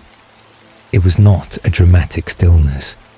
To anyone without the context to understand what it meant, it would have appeared to be nothing more than a momentary pause, a person briefly losing the thread of a conversation or looking out the window at something that caught their attention. But Edward knew what it meant, had seen it hundreds of times across the decades, and he felt her mind shift into the particular mode that meant a vision had arrived and was demanding her full processing capacity. He heard the vision as it moved through her consciousness, not with the full clarity of his own experience, but as an impression, an image with emotion attached. A girl, someone new. Coming today to his biology class specifically, and then something that should not have been possible given how Alice's gift worked and what it was capable of. A blurring, a quality of static or obscured signal, as though the girl Alice was seeing existed slightly outside the range of clear precognitive focus in a way that no one Alice had ever seen before had existed. Alice came back from the vision and turned to look at him, and he heard the confusion and the interest in her thoughts simultaneously. She could not see this girl clearly, could not pin down the details of who she was, or what she was thinking, or what the decisions were that she was making that shaped the futures Alice was trying to read. She was present in Alice's sight, and also somehow not fully present, as though she existed at an angle to the kind of future reading that Alice did, resistant to it in some way that Alice had no framework for. Edward filed this information and said nothing. He was interested, in the abstract and slightly weary way that he was interested in things that seemed as though they might temporarily interrupt the tedium of his existence without fundamentally altering it. A new student, someone Alice could not see clearly, which was unusual, but not necessarily significant. He would observe and draw whatever conclusions the observation warranted. He was not prepared for what the observation actually produced. Biology was the last class of the day, and Edward entered the classroom with the automatic quality of someone performing an action so frequently repeated that conscious engagement with it is no longer required. He took his seat at the lab table in the center of the room, asked to arrange his materials, and settled into the particular variety of composed stillness that he had been practicing for decades. The performance of a person who was present and attentive and entirely unremarkable. Around him, other students were filing in, their thoughts arriving in his consciousness with the familiar texture of late afternoon adolescent minds beginning to anticipate the end of the school day. The specific mixture of tiredness and restlessness that characterized the last class period in any high school anywhere. Then the door opened. The scent arrived before she did, carried on the air that moved through the door with her entry, and it hit him with a force and an immediacy that was entirely unlike anything he'd experienced in decades of managing the thirst in close proximity to human beings. And it was not simply the smell of human blood, which was something he had long since learned to receive and process and file alongside the thirst it triggered, without allowing the thirst to become directive. This was something categorically different. A scent that bypassed every mechanism of management he had built across 87 years of careful construction, and went directly to the most primitive and most dangerous layer of what he was, triggering a response so immediate and so total that his body was preparing to move before his conscious mind had fully processed that she had entered the room. He stopped breathing. It was the only defense immediately available to him, and he employed it with the desperate efficiency of someone reaching for a safety mechanism in the first seconds of a crisis. No air meant no scent, and no scent meant the signal strength dropped from overwhelming to merely present, which was a difference that mattered enormously in that first terrible moment. He was going to kill her. That was the information his body was transmitting with complete and unambiguous clarity. Every system he possessed was oriented toward a single outcome, and the part of him that had spent decades choosing otherwise was not, in that first moment, meaningfully in control of what the rest of him intended to do. And then, reaching for her mind with the automatic reflex of someone who has been hearing the thoughts of every person in their vicinity for nearly 90 years, he found nothing. The nothing stopped him in a way that the physical danger had not quite managed. Not because it was more powerful than the thirst. It was not. Nothing was more immediately powerful than the thirst in those first seconds. Nothing competed with it effectively on its own terms. But because it was so completely outside anything his experience had prepared him for, that it created, in the space of the shock it produced, a fractional pause in the momentum of what his body was preparing to do.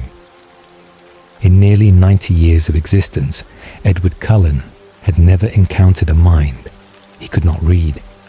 Not once. Not partially. Not faintly. not at the edges of his range where the signal grew thin with distance. Every human being, every vampire, every conscious entity he had ever stood in proximity to had broadcast their interior experience into his awareness with the same involuntary and unavoidable consistency. The ability had never failed, and had been the permanent and unvarying condition of his existence. The one constant that had remained fixed across every change of location and circumstance and decade. She had no signal. Where her thoughts should have been, where the surface of another person's consciousness always registered in his awareness, regardless of whether he directed his attention toward it, there was simply nothing. An absence so complete and so perfectly bounded that it had its own distinct quality, different from the absence of a mind that was simply outside his range. This was not distance. This was proximity with no reception.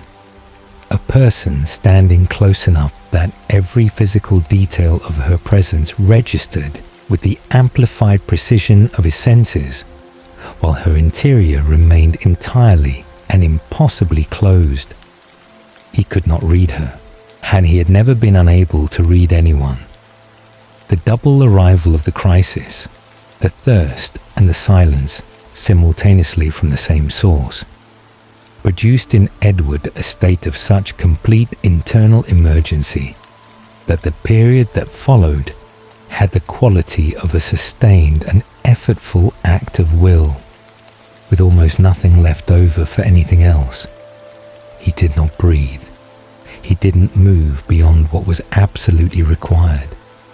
He sat at the lab table and directed every resource he possessed toward the single objective of remaining in the room without acting on what every instinct he possessed was demanding he do. She sat beside him. He was aware of her in the specific and overwhelming way he was aware of everything at close range. The warmth radiating from her skin, so different in kind from the cold stillness of his own, and the sound of her heartbeat steady and rhythmic and continuous. The small unconscious sounds of her physical existence, the pen moving across paper, the slight shift of her weight, the soft and ordinary evidence of a person simply being present in a space. He received all of this with the amplified precision of his senses and simultaneously received nothing from her mind. And the combination of those two simultaneous receptions was the strangest and most disorienting experience he had encountered in his long and disorienting existence. He spent the class period in a state that was essentially combat. Not the dramatic external combat of physical confrontation, but the internal variety, which is in many respects more demanding, because it requires that no evidence of its occurrence appear on the surface while it is happening. He counted the seconds. He measured his own control with the constant attention of someone who cannot afford to stop measuring, assessing continuously whether what he had was sufficient for the next 30 seconds, and then the 30 seconds after that. When the bell rang and he left the classroom, he was not proud of having maintained control. He was aware, with a clarity that pride would have obscured, of how close the margin had been. The margin had been close enough that the fact of having maintained control felt less like a demonstration of his character and more like a near miss, the kind of outcome that is technically a success, but that you do not celebrate because you are too aware of how thin the difference was between the outcome you produced and the one you nearly produced instead.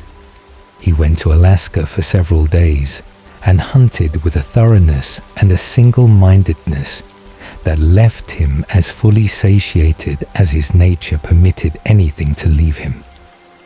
He returned to Forks because Alice's vision had shown him that he would return, And because the curiosity about the silence had already established itself in him as something he was not going to be able to simply choose to abandon, he sat beside her in biology again and again across the following days and weeks. Each day a version of the same sustained act of will as the first, each day fractionally more manageable than the one before it. As his body adjusted to the specific character of her scent, and the thirst recalibrated from overwhelming emergency to severe but workable difficulty. And in the space that the adjustment opened, other things began to register, and the silence was still there. Every day, every class period, every moment of proximity, the silence held.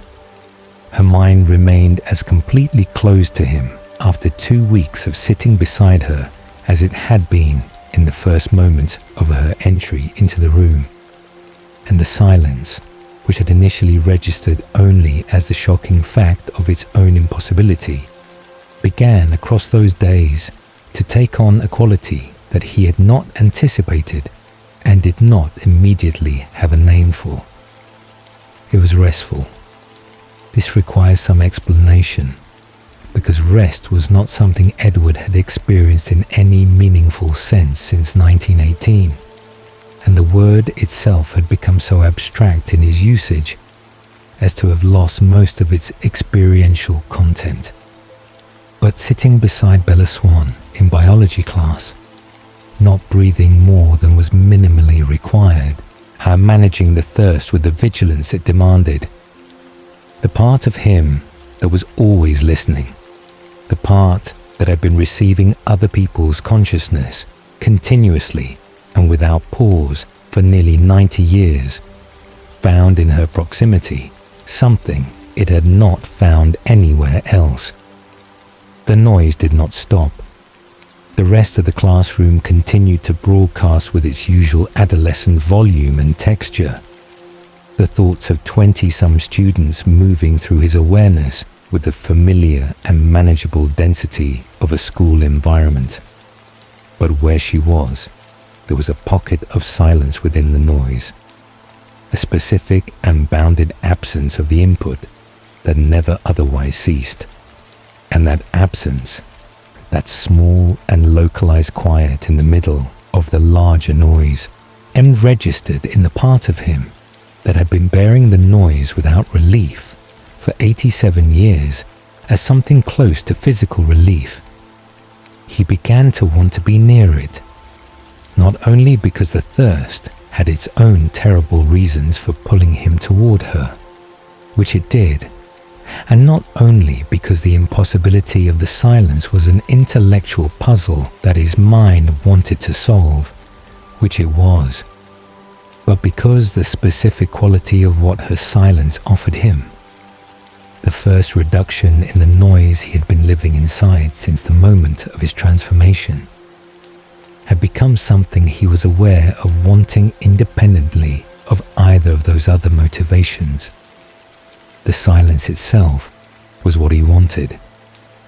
The experience of sitting in proximity to the one person in the world whose mind did not open to him, and feeling in that proximity something that resembled the rest he had not known he was missing, because he had never had enough of it to recognize its absence.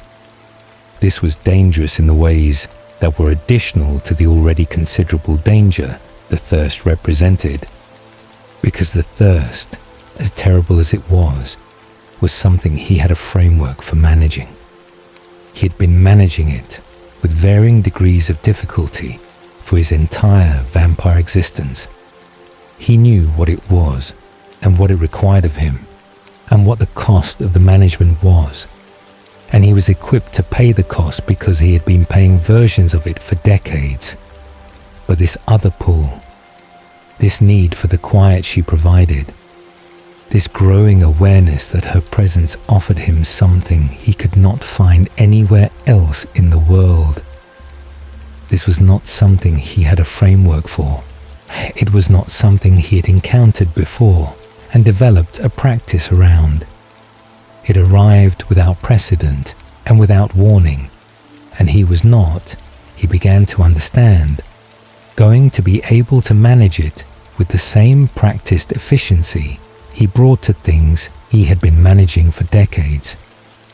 He began to speak to her, carefully at first, in the minimal amounts that the shared lab work required, and then with slightly more intention, asking questions whose answers he could have inferred from the thoughts of the people around her, but chose not to, because asking her directly gave him the specific experience of receiving information about her from her rather than from the minds of others. It was the only form of real discovery available to him in relation to another person, in this receiving of what she chose to offer, rather than what his ability took without her knowledge or consent. And the novelty of it had a quality he found himself returning to the way a person returns to an experience that has given them something they did not know they needed. She remained opaque to him in the way she always had, and the opacity did not diminish with familiarity. This was perhaps the most remarkable thing about her silence, that it was not a temporary condition of their early acquaintance that would resolve itself as they spent more time in proximity. It was structural. It was simply what she was, or what she was to him specifically, and no amount of time or closeness altered it by any degree. After 87 years of knowing too much about everyone, he had found the one person he could know only as much about as she chose to tell him. He did not know yet what to do with that. He knew only that he could not stop returning to it, could not stop placing himself in the proximity of the quiet she provided without knowing she provided it, could not stop building, in the space her silence opened, something that felt less like obsession and more like the first genuine wanting he had experienced since before he could remember wanting anything. He did not examine this too directly. He was not yet ready to examine what it meant that the one experience capable of offering him relief from 87 years of unrelenting noise was also the one experience most likely, given what he was and what she was and the proximity required, to end in the worst possible way. He simply returned, day after day, to the classroom, to the seat beside her, to the silence. It was the closest thing to peace he had ever known. And peace, however dangerous its source, was not something he had the strength to walk away from. The nights were when Edward learned who Bella Swan actually was. Not from her thoughts, which remained as completely closed to him in the dark outside her window as they were in the fluorescent light of the biology classroom, and not from anything she chose to share with him directly, because the careful and somewhat guarded way she moved through the world meant that what she chose to share was always selected and always partial. The way that anyone's deliberate self-presentation is selected and partial regardless of how honest they intend to be. He learned who she was from watching her when she did not know she was being watched, from observing the behavior of a person who believed herself to be alone and therefore had no reason to arrange herself into anything for anyone else's benefit, from the unperformed version of her, which was the only version he trusted to be fully accurate, and which was, for obvious reasons, the version most difficult to access through ordinary means. He knew this was wrong. He had known it from the first night he climbed the tree outside her window on Fawkes's quiet residential street, and found himself remaining there long past the point where the thin justification he had constructed for the visit could reasonably extend. The justification had been something about safety, about ensuring she arrived home without incident, about the general principle of watchful protection that he had been applying to her since Port Angeles. It was not a dishonest justification exactly. He did genuinely care about her safety, genuinely felt the protective orientation towards her that the justification described. But it was incomplete, and he knew it was incomplete, and the incompleteness was the part he did not examine too directly in those early nights, because examining it would have required him to acknowledge what the rest of the motivation actually was. He was there because the silence was there, because her mind was closed to him whether she was awake or asleep, whether she was across a classroom or directly below him in the amber light of her bedroom lamp, and in the silence that her presence created in the otherwise unrelenting noise of his existence, was something he had discovered he could not easily choose to be away from once he had understood what it offered him. The ethics of his presence outside her window were not complicated. They were simply bad, and he knew they were bad, and he was choosing to continue anyway because the silence was stronger than the ethics in the specific and unflattering way that need is usually stronger than principle when the two are placed in direct competition. He was not proud of this, but he was honest about it, at least within the private space of his own mind where honesty is possible, without consequence, and self-deception is therefore less tempting than usual. What the nights revealed, across the weeks of his vigil, he was a person whose interior life, as much as he could infer an interior from behavior and expression and the specific quality of the small unguarded moments that occur when a person believes themselves entirely unobserved, corresponded with an unusual faithfulness to their exterior. Not perfect faithfulness, because perfect faithfulness is not a characteristic of people, but of performances. And what he was observing in Bella was very specifically not a performance. There were moods and states and passing moments of feeling that she did not display when she was in company. There were difficulties she managed more quietly when alone than when she had an audience, not because she was performing difficulty for an audience, but because the presence of other people called forward a composure she did not always feel, and that she could set down when no one was there to see her set it down. But the essential character, the underlying quality of who she was when nothing was required of her, was continuous with what she showed in company. This should not have been remarkable. It should have been simply the ordinary condition of a reasonably honest person. And in a world where Edward had not spent decades immersed in the interior evidence of how consistently the gap between performed self and actual self existed in people, it would not have been remarkable at all. It would have been simply what a decent person looked like, unremarkable and expected. But Edward had spent those decades in exactly that immersion. And what the immersion had done to his working assumptions about people was thorough and not fully reversible.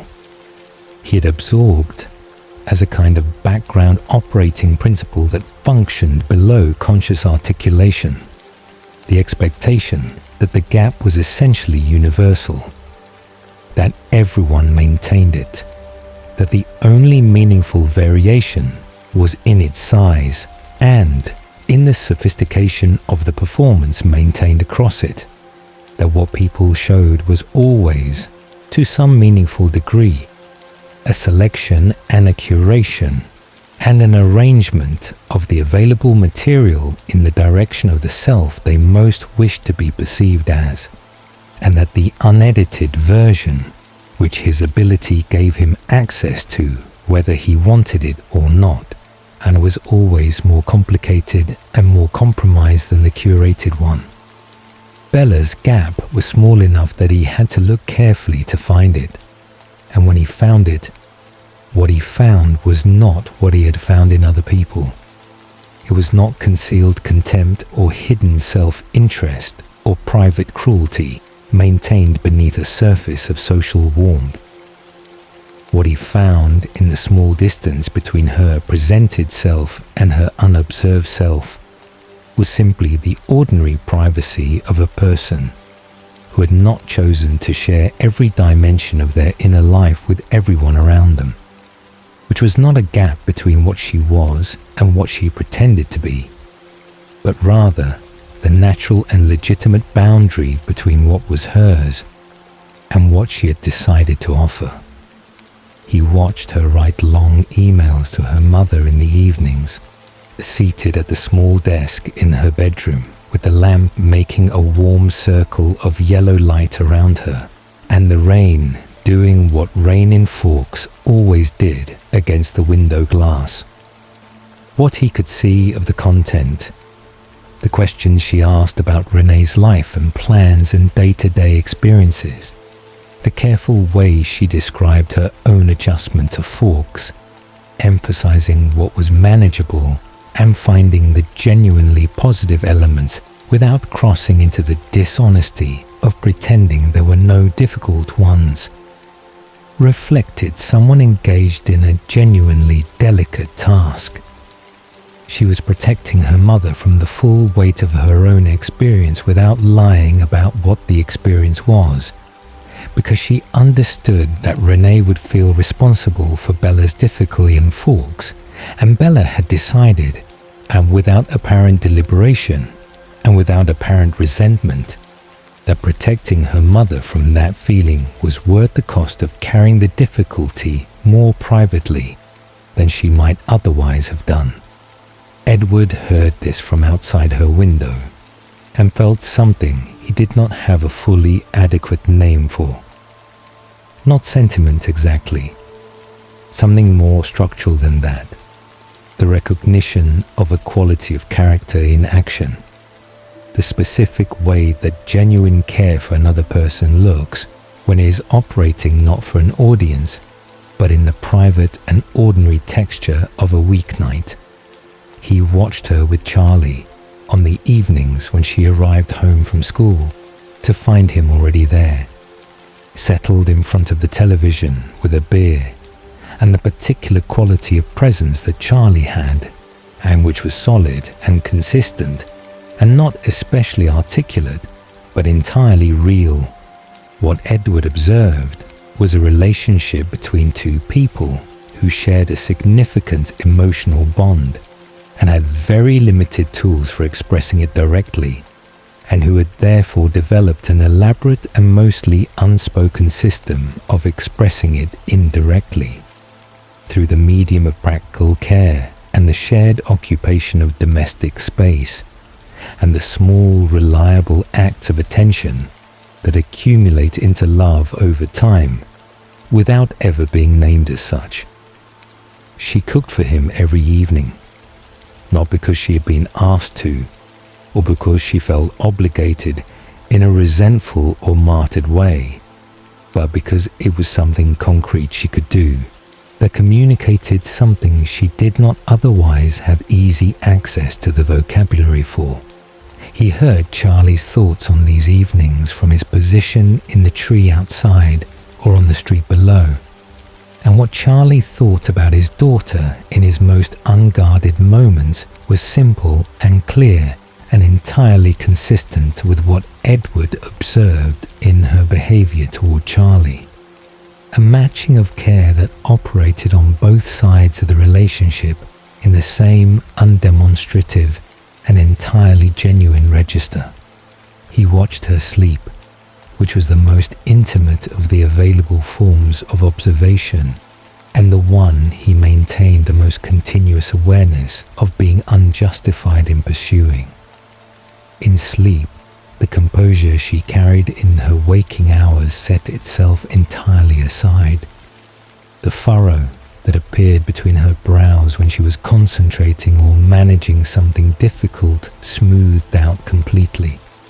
and what remained was a face of unusual openness, a vulnerability that her waking expression, pleasant and engaged but also somewhat private, the face of someone who had developed the habit of not displaying more than they intended to display, did not permit with the same completeness. He watched her and thought, with a regularity that should have alarmed him more than it did, about the fact that she was as inaccessible to him in sleep as she was in waking, that her dreams were as close to him as her thoughts, that she remained entirely and consistently opaque to him regardless of her level of consciousness or her proximity to him.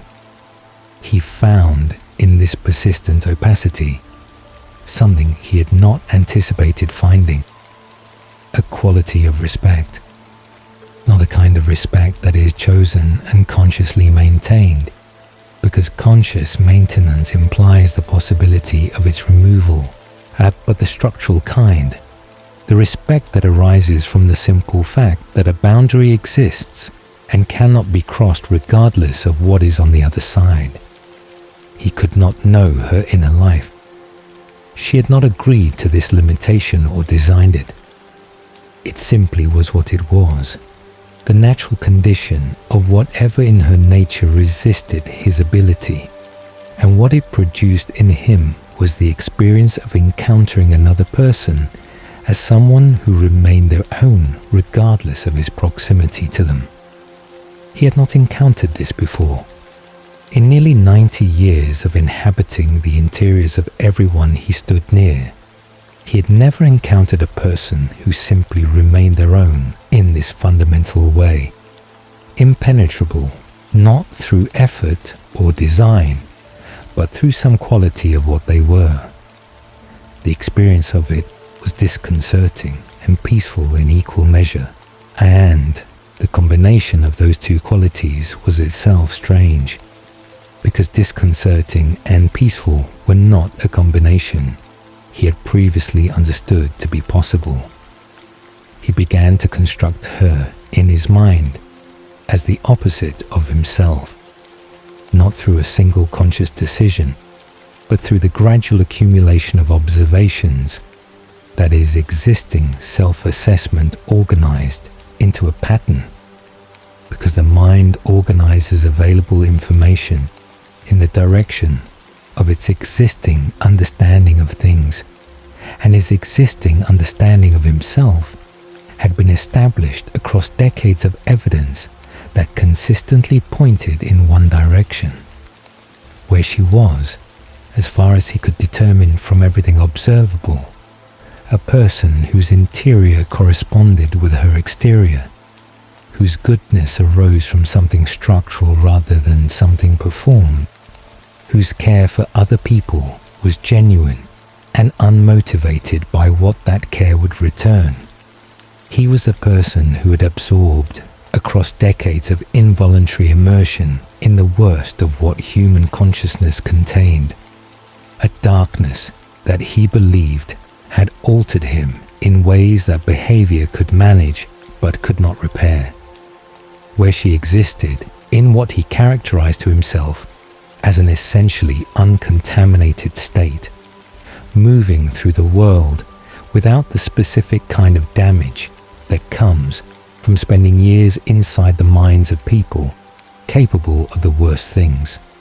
He existed with that contamination as a permanent structural feature, as real and as irremovable as the marble cold of his skin. This was the contrast, as he understood it, and it was not entirely irrational.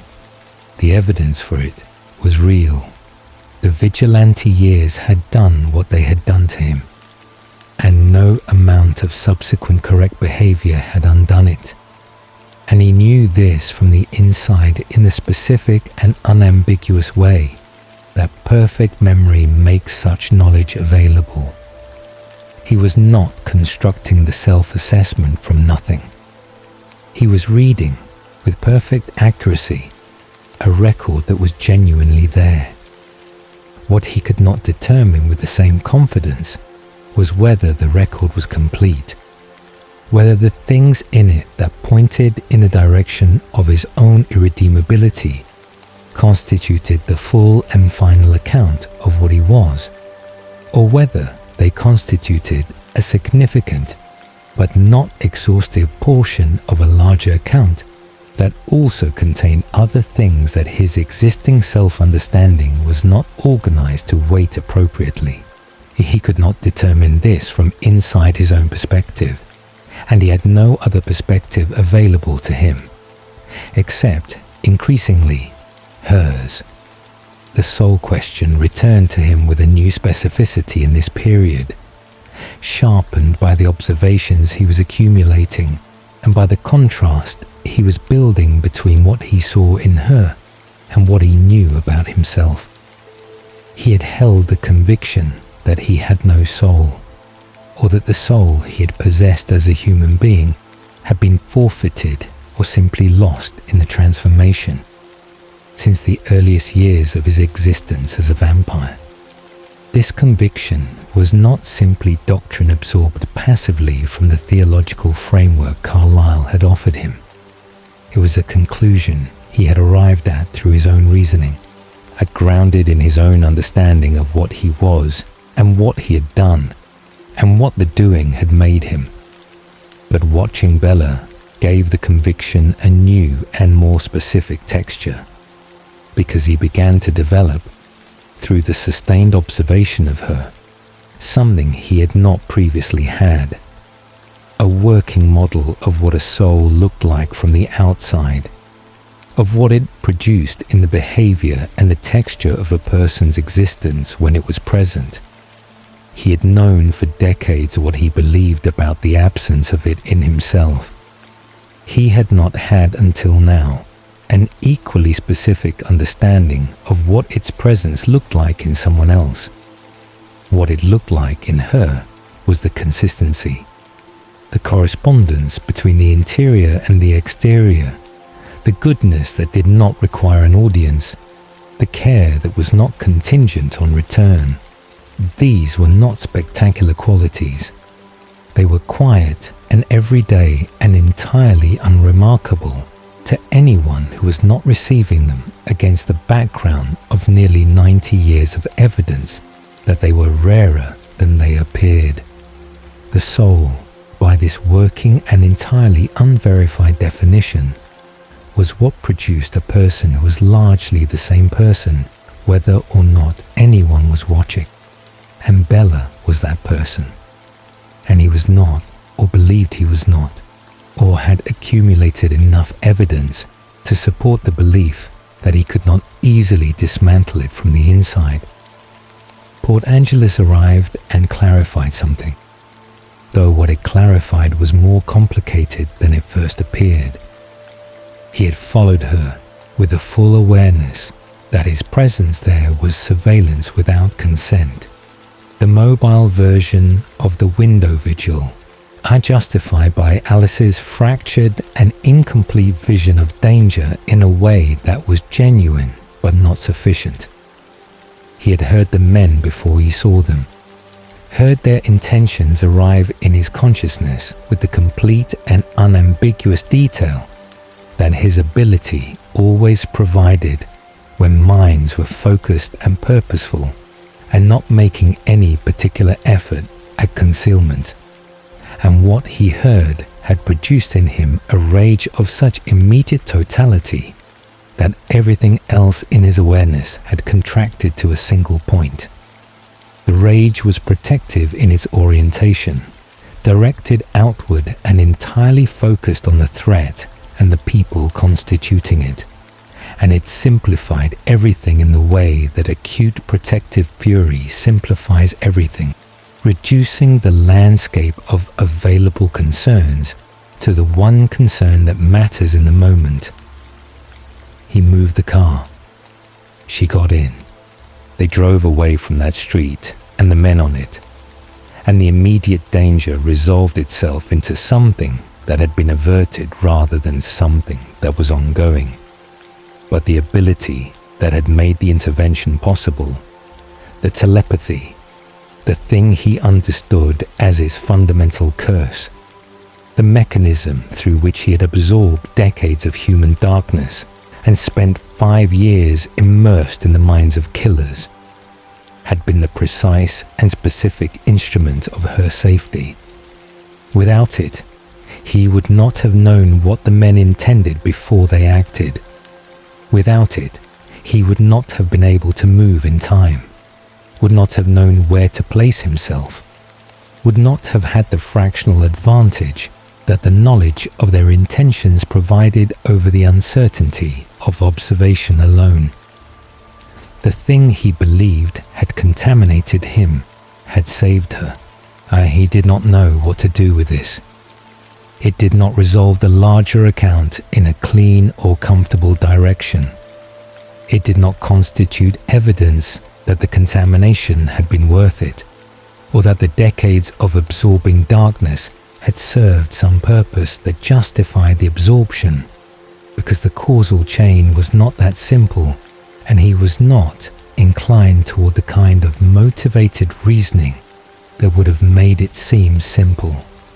But it sat in the record as a fact, alongside the other facts, complicating the narrative of his own irredeemability with the evidence of an instance in which what he most hated about himself had produced, in this specific case, an outcome that mattered more to him than almost anything else he could identify.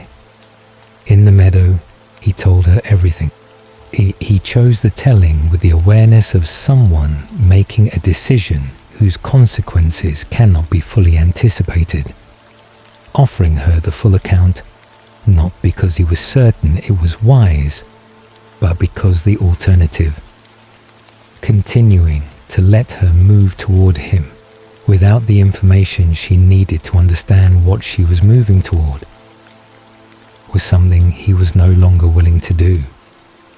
He told her about the telepathy, about what it had cost him across decades, about the vigilante years, and what they had done to his understanding of his own nature. He told her about the thirst and what her blood specifically represented within it.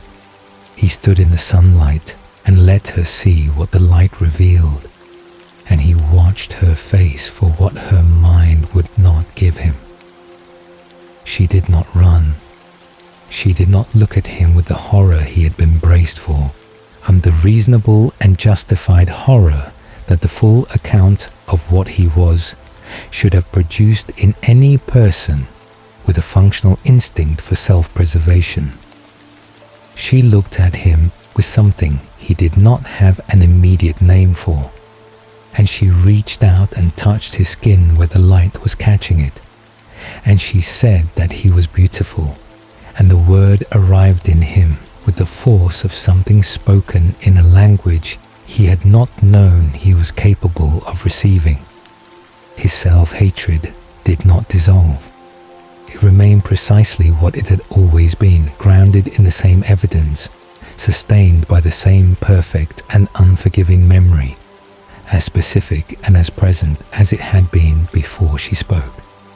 The word beautiful did not rearrange the facts.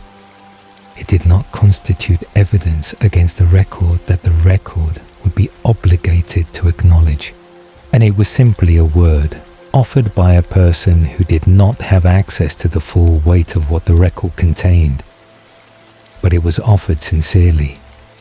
He could hear that much, not from her mind, but from everything else, from her voice and her face, and the steadiness of her hand against his arm, and the quality of her attention, which was the attention of someone who was seeing what was in front of them and responding to what they saw, rather than to what they had decided to see in advance. She was not performing generosity toward him. She was simply telling him what she actually observed when she looked at him, and what she observed was not only the thing he most feared she would find.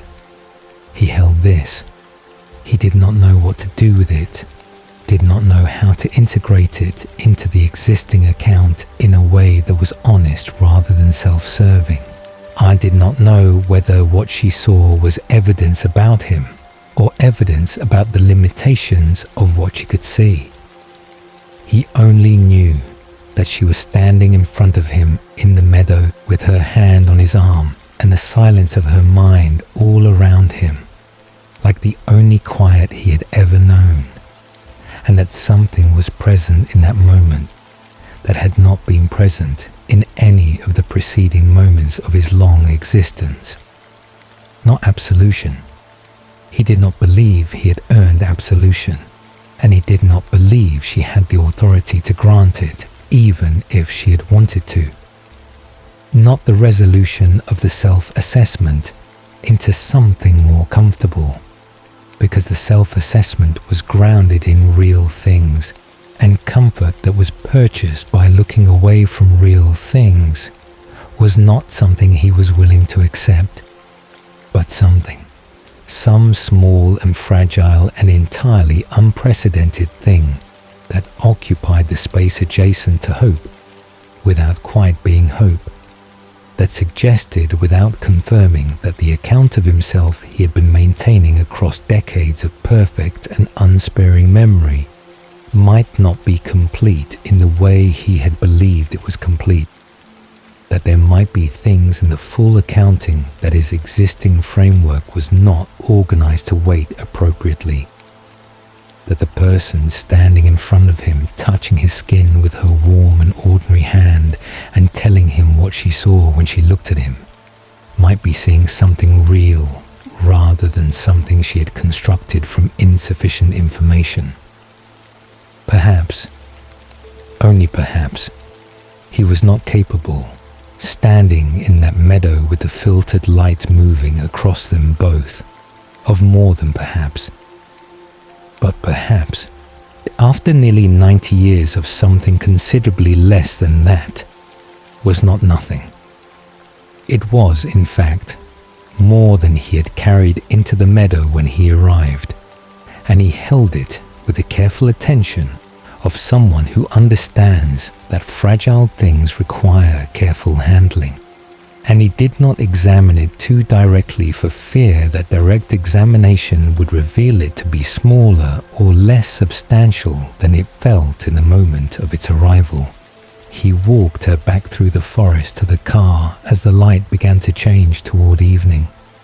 She stumbled twice on the uneven ground, and he steadied her each time with the automatic and instinctive care of someone for whom her safety had become a reflex rather than a decision, and she thanked him each time with the slightly self-deprecating humor that she used about her own clumsiness, making something light of what might otherwise have been awkward.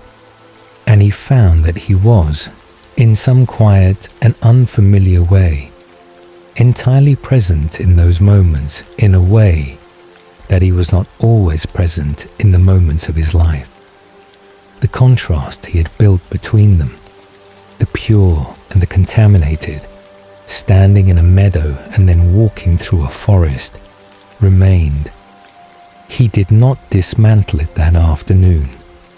It was too well constructed and too well evidenced, and had been in place for too long to be dismantled by a single afternoon, however significant. But he carried something back from the meadow alongside it, something small and careful and not yet named, and the carrying of it, alongside everything else he carried, changed the weight of the everything else in ways he could not yet fully account for, and was not yet ready to stop examining. James arrived at the baseball clearing on a Sunday evening in early spring, and Edward heard him before he saw him. This is how it always worked with other vampires. The thoughts arriving at the edge of his range first, identifiable immediately as vampire consciousness rather than human consciousness by the specific quality of their organization, the particular clarity and speed and absence of the biological noise that colored human thought. Vampire minds were not louder than human minds, but they were more precise, more focused. And in the case of a mind like James's, more organized around a single operational principle in a way that made its character immediately apparent. What Edward heard in James's mind in those first seconds of reception before James emerged from the tree line on the opposite side of the clearing was something he had not encountered in another vampire before, and recognized immediately and with a cold certainty that settled in his chest, like something that had always been there waiting to be identified. He had heard this quality of consciousness before, not in vampires, but in the minds of certain human beings, in specific and particular human beings, whom he had spent years seeking out in American cities in the 1920s and 30s. He had heard it in the minds of hunters, not hunters of animals, but the other kind, the kind whose predatory patience and single-minded operational focus represented the endpoint of a process by which everything else in a consciousness has been progressively subordinated to the central organizing principle of pursuit and acquisition. James's mind was organized this way, with a completeness and a purity that was almost architectural. Everything else, social calculation, self-preservation instinct, curiosity about the other vampires in the clearing, the ordinary ambient processing that fills most consciousness most of the time, arranged in service of the hunting faculty rather than existing alongside it. He was a tracker. Edward understood this in the first moments of reception, before Laurent had finished his opening pleasantry about having heard them playing from a distance, before any of the social choreography of the encounter had properly begun. James was a tracker in the specific and total sense, a vampire whose gift and whose entire developed character was so thoroughly fused that the distinction between what he was able to do and what he was had effectively collapsed. The hunt was not something he did, it was what he was. Edward had been that thing for 5 years, in his own diminished and self-deceived way. He had organized himself around the hunt, had let the predatory patience and the systematic pursuit and the satisfaction of the kill become the primary content of his existence for long enough that the content had begun to reshape the container. He had felt, from the inside, what it was like when the hunting faculty stopped being one thing among many and started being the thing that everything else organized itself around. James had never been anything else, and the difference between them was not one of kind but one of degree in duration. And the degree was significant, but the kind was the same.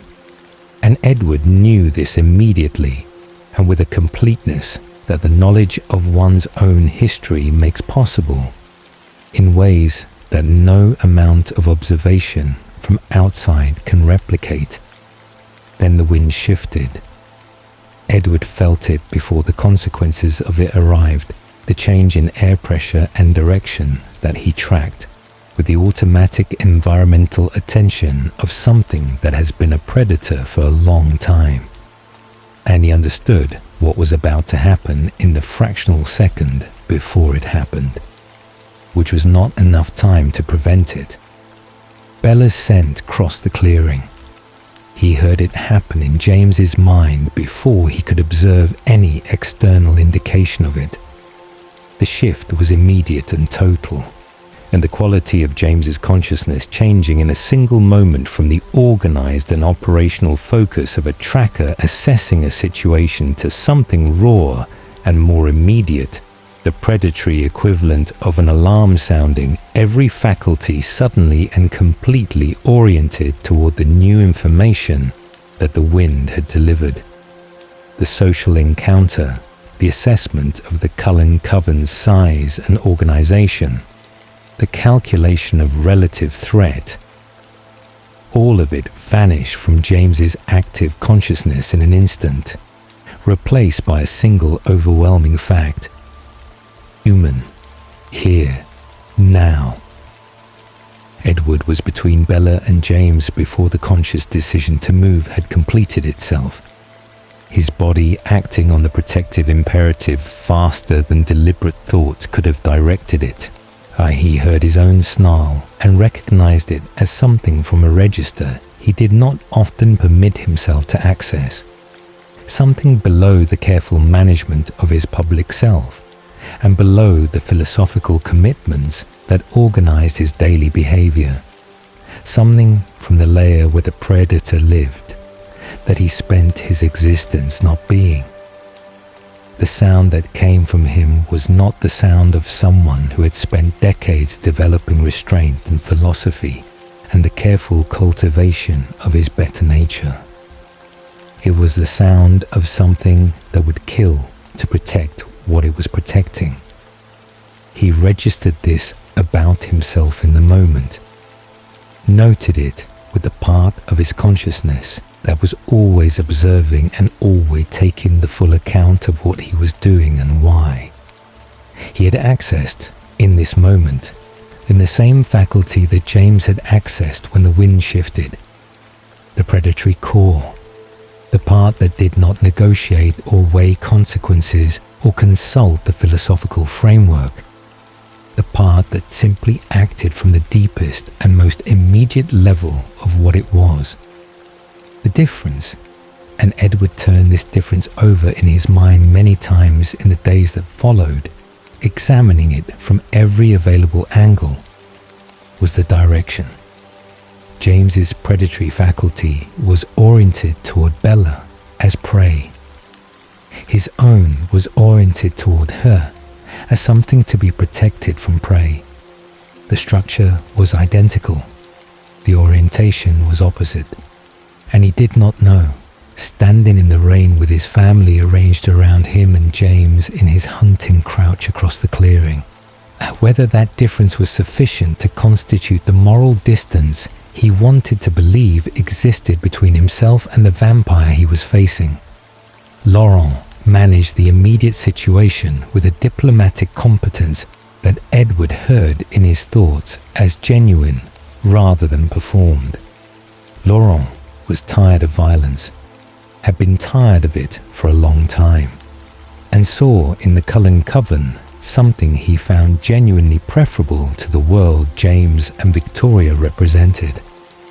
The encounter resolved itself into a retreat, James and Victoria and Laurent disappearing back into the tree line with the fluid speed of their kind, and the clearing returned to something that looked, from the outside, like a situation that had been managed successfully.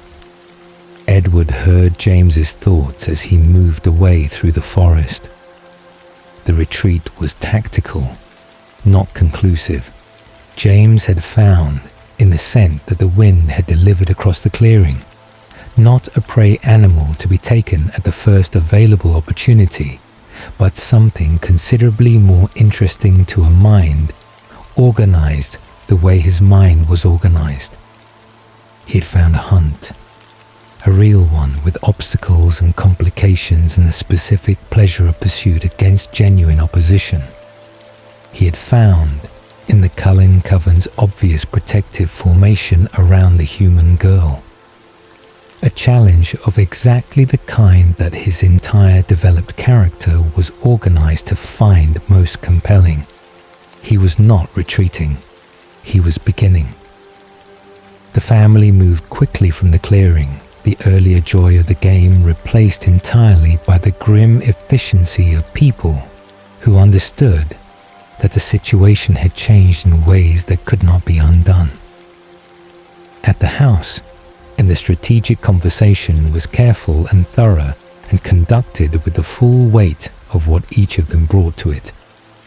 Carlyle's centuries of experience, Jasper's military training, Alice's fractured and maddeningly incomplete visions of possible futures.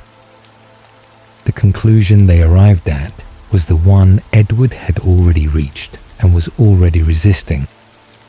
Bella had to be moved, had to be separated from Fawkes and from the scent trail that James now held, had to be placed in circumstances that complicated his pursuit, while the Cullen Coven dealt with the tracker directly. Alice and Jasper would take her. Edward would stay and hunt James. The logic was sound, and the tactics were reasonable, and every part of Edward that had been trained by decades of experience to recognize a sensible plan, recognized this as one, and the part of him that had been sitting beside her in a biology classroom for months, listening to the silence of her mind and feeling it as the only peace available to him in his long existence, did not find the logic comforting. He sent her away anyway, because sending her away was what protecting her required, and protecting her had become. He understood this fully and without remaining ambiguity as he watched Alice's car disappear down the road, the most primary organizing principle of his existence, more primary than the peace her silence provided, more primary than the impossible pull of her blood, more primary even than the carefully maintained philosophical framework that had been the structure of his daily life for 7 decades. He had discovered, and in the moment of James's arrival, and in the sound his own throat had made in response to it, what the hierarchy actually looked like when it was tested by something real. The hunt that followed was conducted across days and considerable distances, the false trail laid with the precision that Jasper's tactical mind brought to everything, the family dispersing in calculated directions to complicate James's tracking and to buy time that could be used to end the threat before it reached its intended conclusion.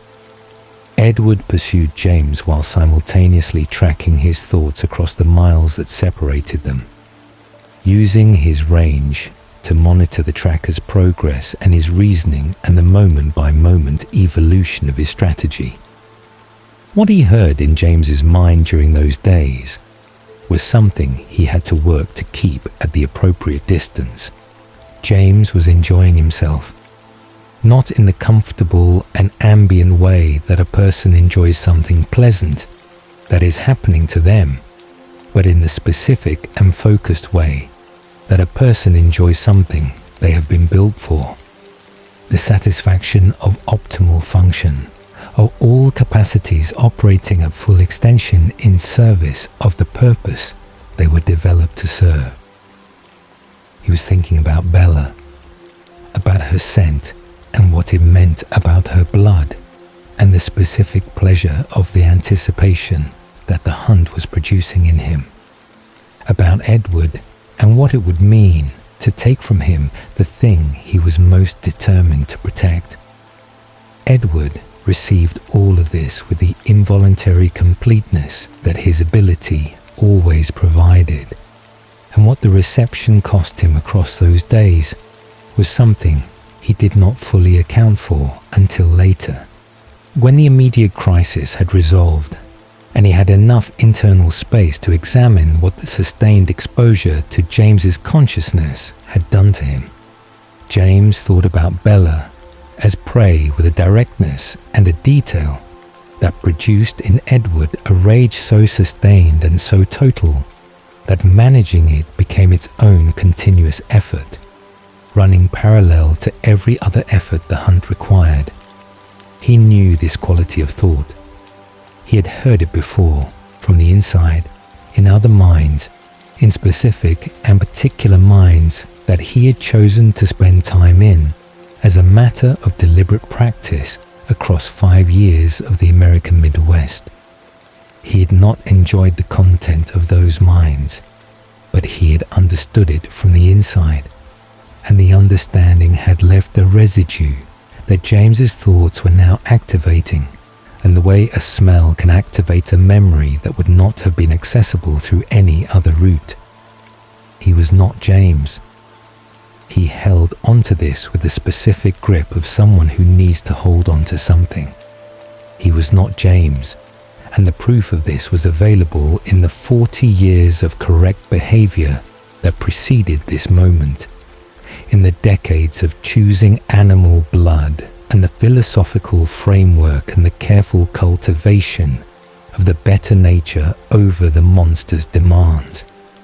The proof was available, but the proof was behavioral, which meant it was the product of choice, which meant it was contingent on the continuation of that choice in every subsequent moment, which meant that the difference between himself and James was not a difference of nature, but a difference of ongoing decision. James had never made the decision Edward had made. James had simply continued being what his transformation had made him without the intervention of a Carlyle, without the alternative model, without the framework that made a different choice conceivable. This was, Edward knew, a real and significant difference. It was just not a comfortable one. A difference of ongoing decision is not a difference of permanent character. It is a difference that has to be remade every day, and the remaking is possible only as long as the will and the circumstances that support it remain intact. Alice's call, when it came, was the worst moment of the hunt. He heard her voice and heard beneath it the specific quality of urgency that Alice's voice only carried when something had already gone wrong, rather than threatening to go wrong. And he understood before she had finished the first sentence that the false trail had been identified and abandoned, and that James had found the real one, and that Bella was no longer where she was supposed to be. James had found the vulnerability, not a physical weakness in the protective arrangement, not a gap in the tactical coverage that Jasper's military mind had missed, a psychological one. He had identified, through whatever means were available to him, the specific person whose safety Bella could not be rational about, and he had used that person as a lure with the cold and efficient precision of someone who understood that the most reliable way to move prey is not to chase it, but to make it come to you. Renee, her mother, the one person whose well-being Bella would abandon every other consideration to protect, and including the consideration of her own safety, including the instructions she had been given, including the assessment of the situation that would have told anyone approaching it from outside that the call was not what it claimed to be. She had gone to him. She had walked out of the hotel room and past Alice's protection and into the situation that James had constructed for her. And she had done it because the alternative was the possibility that her mother was in danger. And that alternative was not something she had the capacity to choose. And James had known this about her and had used it with the accuracy of a hunter who has spent sufficient time studying his prey to understand exactly where the leverage is. Edward drove toward Phoenix, with the Volvo pushed past every rational speed limit, and his hands on the steering wheel, and James's thoughts arriving in his consciousness with the clarity that proximity was beginning to restore after the distance of the priesting days. He heard the ballet studio before Alice confirmed the location, heard it in James's thoughts, the specific pleasure of the chosen ground, the satisfaction of having constructed a situation whose outcome he considered already determined. He heard Bella's heartbeat when he was still outside the building, rapid and thin and present in a way that meant she was still alive, and present in a way that also meant she was badly hurt. And the two pieces of information arrived simultaneously and produced in him a state that he did not have a single adequate term for, in the relief and the terror occupying exactly the same space at exactly the same moment. The door gave way. The studio resolved itself into its terrible contents.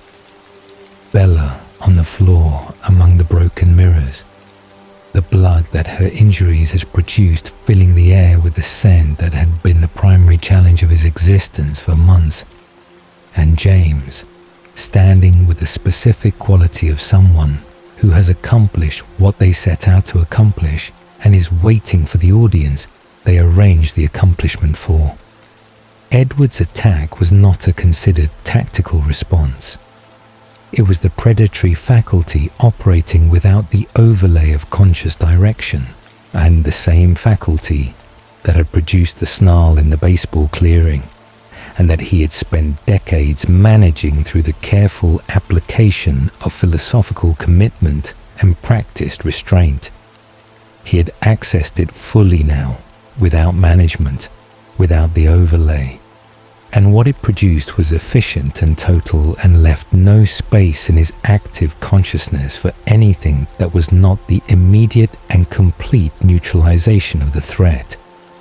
His family joined the fight and James was destroyed, the pieces of him scattered and burned with the thoroughness that Jasper's military experience brought to the task of ensuring that destroyed things stayed destroyed.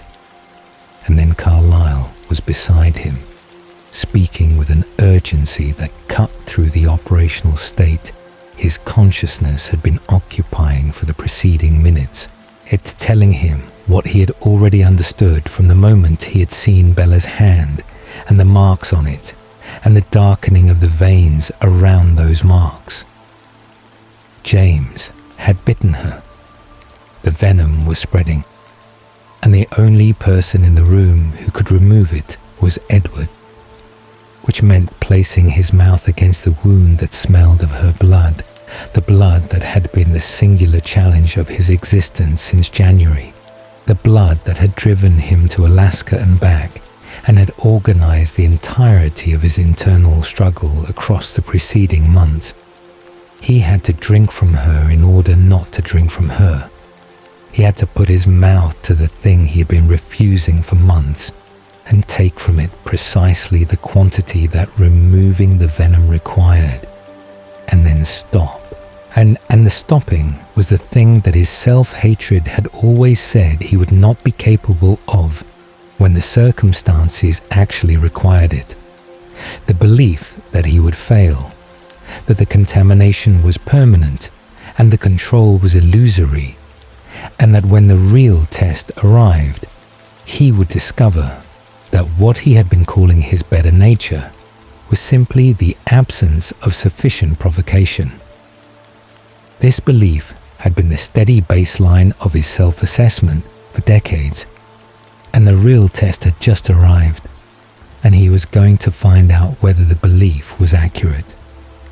He put his mouth to her hand.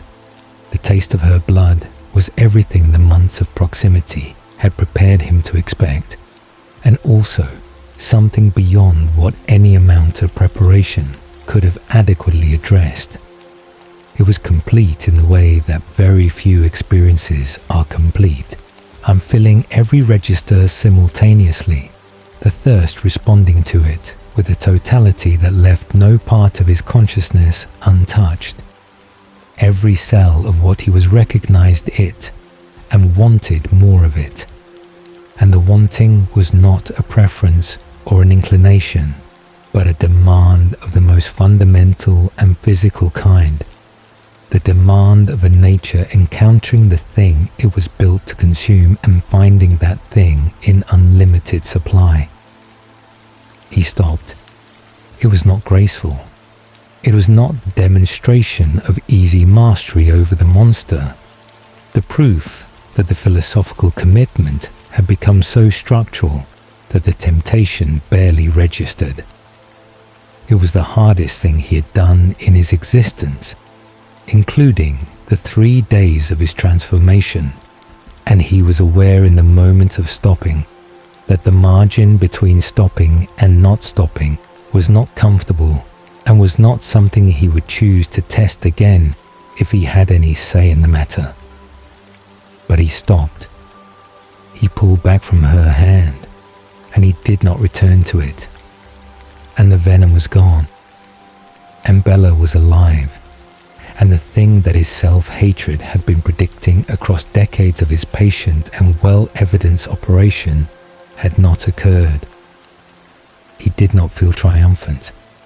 He felt the specific and complicated mixture of relief and continuing terror that belongs to a near miss, to the experience of having passed very close to a catastrophe that did not occur, but that was real, and that would have been permanent, and that the closeness of which was not a source of pride, but a source of honest information about how thin the margin actually was.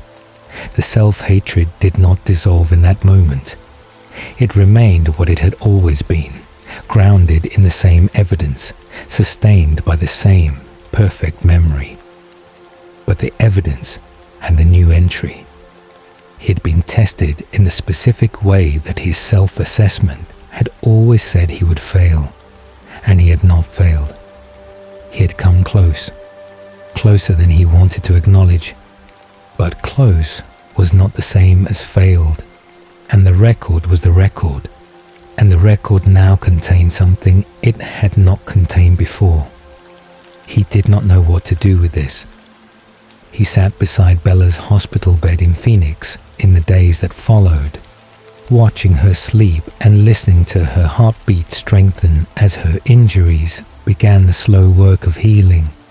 And he turned the new entry in the record over and over in his mind, examining it from different angles, trying to determine what it actually meant about the account he had been maintaining of himself for decades. He did not arrive at a conclusion. He arrived at a question, which was not the same thing, but was considerably more than he had carried into the ballet studio when he had believed the account was settled.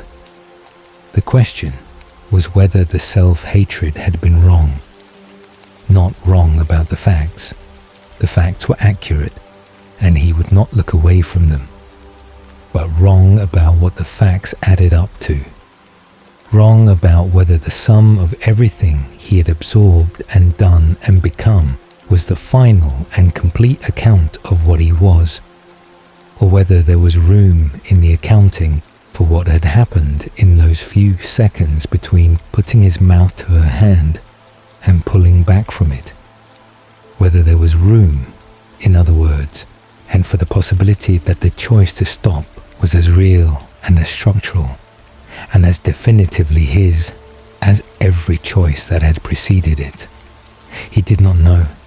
He was not, at the end of those days in Phoenix, capable of knowing with a certainty that the question deserved. But he was, for the first time in a very long time, genuinely asking it. Edward Cullen did not become what he feared through a single terrible choice. He became it slowly, through an ability he never asked for, through decades of receiving what no mind was built to receive without cost, through 5 years of immersion in darkness so complete that the boundary between himself and what he was reading began to dissolve. His self-hatred was never dramatic exaggeration. It was the accumulated weight of everything he had been forced to absorb, and everything he had chosen to do with it, and the decades of carrying both without relief. Until a girl with a silent mind sat beside him in a biology classroom in the rain. She did not fix him. She did not dissolve the record or rewrite the account or make the evidence disappear. She simply gave him, for the first time in nearly 90 years, a quiet in which he could hear something other than everything he had ever been forced to absorb. And in that quiet, he found the thing he had stopped believing was still there, the capacity to choose, again and again, despite everything.